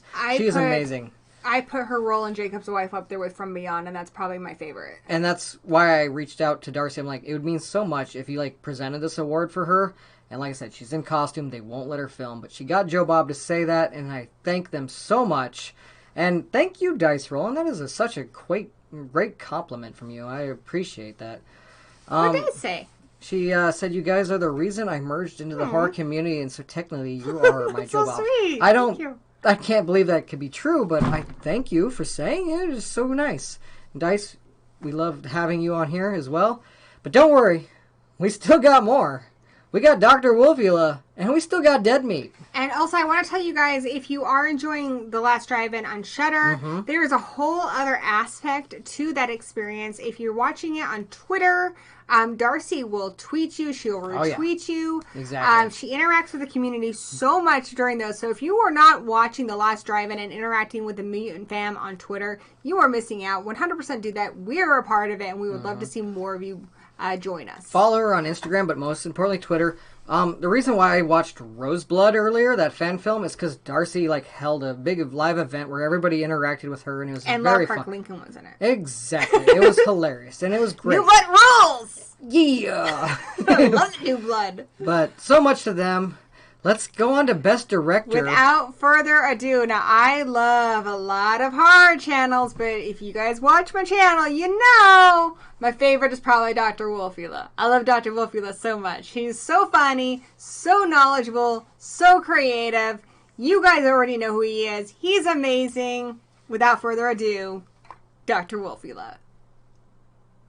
Greetings, I'm Dr. Wolfula, your Scares 2022 presenter for the Best Horror Director Award, live straight from my home, the Wolfula. And by live, I mean, well, pre-recorded, which is honestly better because it means I won't be distracted by mean comments about me in the live chat.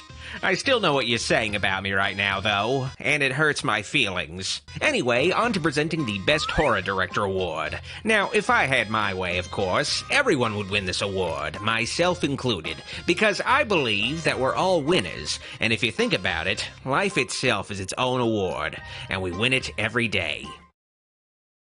Alright, and the nominees for Best Horror Director are James Wan for *Malignant*, Edgar Wright for *Last Night in Soho*, Lee Janiak for the *Fear Street Trilogy*, Jason Reitman for *Ghostbusters Afterlife*, John Krasinski for *A Quiet Place Part 2*, Nia DaCosta for *Candyman*, Rose Glass for *Saint Maud*, and the late George Romero for *The Amusement Park*. I don't know about you guys, but I'm rooting for the dead guy to win. And the winner for Best Horror Director is Marissa Tomei! No, wait, that can't be right. Sorry, I read the wrong envelope. Alright, the real winner of Best Horror Director is Nia DaCosta for *Candyman*. Come up here and claim your award. What? No speech, Nia? I guess she's just shy. Well, congratulations to Nia DaCosta, winner of Best Director at the 2022 Oscars. Back to you, Horror Addicts. Hey everybody, James and Sean. Oops. Guys, I want to talk a minute about bullying. When you hurt a Wolfulite's feelings, you hurt everyone's feelings. Wolfulites are people too. Don't bully Wolfulites. I know that Dr. Wolfula worked into the late hours of the night getting us that video, and I just want to appreciate that. He has been a great friend of us. He's been here since, I think, the first Oscars, like when we were like, holy crap, Dr. Wolfula will do the Oscars for us? That was a huge deal, and it still is. Like, I still haven't gotten over that. Like, Sid is a great guy, and I just want to say that him and Goulash love the whole thing. Love the new animation, by the way. That is so cute looking. It's very cute. It's very, like, almost Scooby-Doo. So, check out Dr. Wolfula, and... Also, guys, you know, I don't hate on you. If you guys gotta bully someone, bully Goulash. That's what he was created for. Yeah, like, smash his head like a watermelon. Yeah. Like, we don't care. Kick him around. Like, you fucking weirdos. We don't care. But we love Dr. Wolfula, and we're so glad that he came back. And that was great. And great job, Candyman, with the Best Director. Incredible directors this year. I'm so happy that a person of color and a woman won this year. I'm so glad that we're seeing more diversity in filmmaking. I'm very happy for Nia DaCosta. She 100% deserved it. The movie was gorgeous. And I'm glad that we had so many female nominees this year, which was awesome. Great. Yeah, the females killed it. I mean, I kind of was rooting for the old white guy because he was dead. But I like George A. Romero. That's all. But, no, it was a great... It was very stiff competition. Like I said, it's so weird. This year, like, it's so close between, like, 5 to 6 movies. Like, for the last 5 to 6 categories, it was been these 5 to 6 movies so close, barely a winner. Usually when we have it, there's, like, 2 or 3 that might win. But also, every year more people vote, which makes it more interesting. And I also really got a shout out to Jay on BloodbathTV. He said, Wolfula needs to be in the Scooby-Doo universe next. I doubt anyone from the Scooby-Doo universe is watching, but if you are, the people need a Scooby-Doo meets Dr. Wolfula. Exactly. We just need it. Come on, Matthew Lillard. You're a friend of LOLZ. Do it. Matthew Lillard actually loves LOLZ, by the way. He does. Matthew Lillard met LOLZ, and during the Q&A, he was like kind of brushing a lot of people off. He walked right up to LOLZ, did the shaggy voice in his ear. The next day when LOLZ met him, he was like, can we give him like an autograph or something? Like, his parents already bought him one. So he gave him a hat. He was so sweet to him. So yeah. We bought an autograph and we met him. We stood in line for it, but he's like, I want to give him more. And he gave him a hat. He adores LOLZ. He was a fan. That's what Matthew Lillard does it for the fans like LOLZ. He loves the kids and he loves doing Shaggy. And that's why he should be Shaggy no matter what movies you make, Scoob 2. Yes, we love you, Will Forte, but come on, dude, Matthew Will Forte is great in a lot of movies. I've enjoyed Will Forte. Studio 666 was fun. Yes.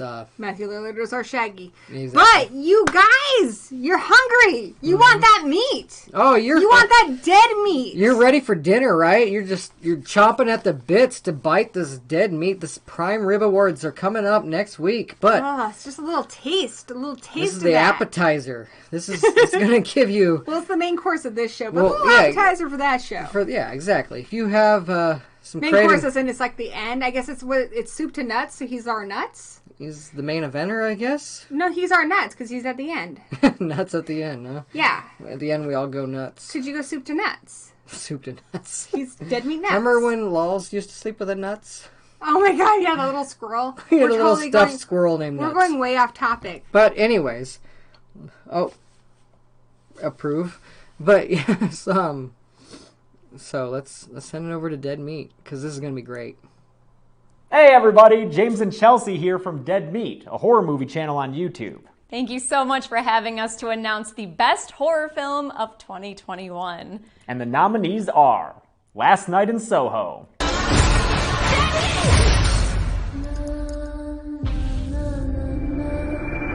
A Quiet Place Part 2, The Fear Street Trilogy,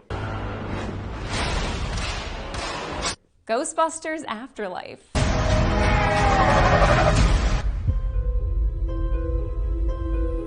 Malignant,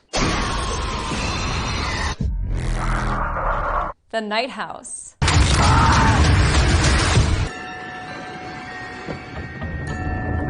Censor, and Titan. and the winner is... Malignant. Yeah, it is. Congratulations, Malignant, and all those other movies for getting nominated. He's the devil.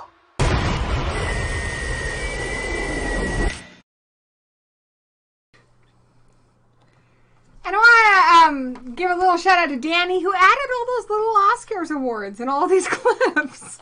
Yeah, it's fine. So happy for Malignant. It was my favorite movie of the year. Must have been your guys' favorite movie of the year. So much fun. You voted for it. And I really did enjoy it because it was like 3 different movies in one, and it kept taking twists that I was not expecting.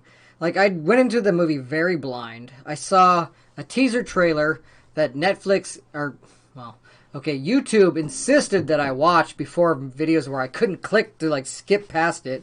But other than that teaser trailer, I didn't really know much about it, and it took a turn, and then it took another turn, and I had a good time. Thank you so much, Dead Meat. Oh, yes. James and Chelsea, you're incredible. Chelsea. Well, I'm not. Friends call her Chelsea. I'm so sorry. Thank you guys so much for joining us for our award show. We are so looking forward to yours. Guys, absolutely do check out Dead Meat's Prime Rib Awards. Coming soon. Follow them on social media. You'll get all the updates there. It's going to be awesome. They have really great categories. They have really great nominations. It's going to be really special, and I am so looking forward to it. Exactly. And he took time out of his day, dressed up super sharp. Didn't they look killer? They looked amazing. It's between them and, like, I guess Dead West and Mandy for best dress this year. Best dress. If we ever do our red carpet show awards. Yeah, Dead Meat would have killed it. Him and Chelsea were just great. They looked fantastic, and that's just a small preview of what you're going to get for their Prime Rib Awards. And I think we're getting a shout out on that. I don't know. But thank you, Zigma, for another $3. Thank you, Zigma. And another Thank you, NFT. Everybody who has donated to the stream tonight, we really appreciate you. Dead Meat, who donated a hell of a lot earlier. Thank you, Dead Meat. Thank you, everybody who watched the show tonight. Thank you, everyone who voted and everyone who presented. This has been so much fun, and it would not have happened without you. No, you guys make this a great show. Like, we are so excited. Like, when you send us these videos, I'm like, oh, I can't wait to show that to the world.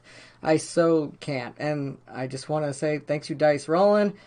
Didn't see that main twist coming. Exactly. That's the whole point. Like, I want you to discover things you weren't expecting. I want you to discover channels. I want you to discover movies. And just have a great time. That's the whole point of the Oscars.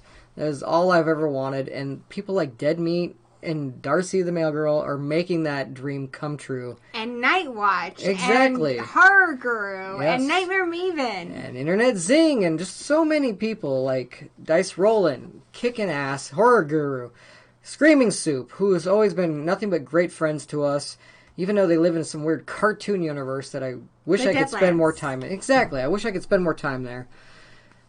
Thank you guys. To you. So, here is the Mummy and the Monkey. We are so sorry. Hey there, Groovy Ghoulies. I'm Janet Decay, the Mummy. And I'm Gory, the Monkey. And together we host The Mummy and the Monkey's Scary Hangout. Woohoo! Friday nights on our YouTube channel, we have skits, bits, and a scary flick.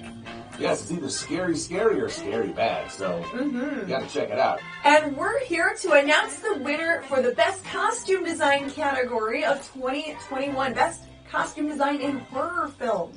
That's right. Cool. Very cool. That sounds like fun. Maybe next time we can, dress up in costume. Yeah, we should wear some sort of goofy get-ups or something, right? Yeah, maybe some type of cosplay. Yeah, I don't know. Yeah, so we'll think about that. I think you have a good idea there, Decay. Yeah. All right.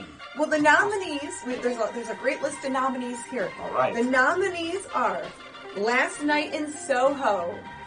Ooh. The Candyman. Ooh. Oh, cool. Yeah, Sammy Davis Jr. Oh, get out of here. Not that Candyman. Oh, okay. The scary Candyman. I got you, yeah. Yeah, the creepy cool one. All right. Halloween Kills. Ooh, it does, huh? Oh, wait, that's a different movie, sorry. Psycho Gorman. Psycho Gorman, PG, yeah, cool. That's an interesting flick, too. The Fear Street Trilogy. Oh, not one, not two, but 3 scary things. 3 of them. All right, the Forever Purge. Wow, sounds like me after Thanksgiving. Night Books. Working on some night books. And Resident Evil, Welcome to Raccoon City. Wow. Ooh, lots of choices there, lots of good ones. Good ones there. But what did you guys choose? Yes. Well, the Oscars. Who wins the Oscar in this category? And the winner is... Psycho Gorman! Psycho Gorman, yeah, he's doing himself. Yeah, way to go, Psycho. Who knew that he had such a great, sense of fashion? Who knew? Yeah, he just has so many mirrors in his house. That'll explain all the mirrors in his house, yeah. Very cool. Well, congrats to Psycho Gorman for Best Costume Design in 2021. And hopefully you guys are still out there having fun watching Oscars. Remember to hit like, hit subscribe, and follow Horror Addicts on social media. That's right. Well, that's it. We're done here, and on to the next category, right?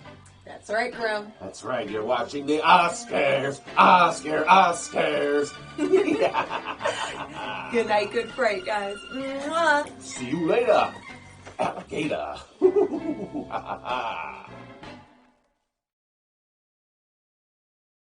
I don't know about you guys, but I would love to see the Mummy and the Monkey in costume. Exactly.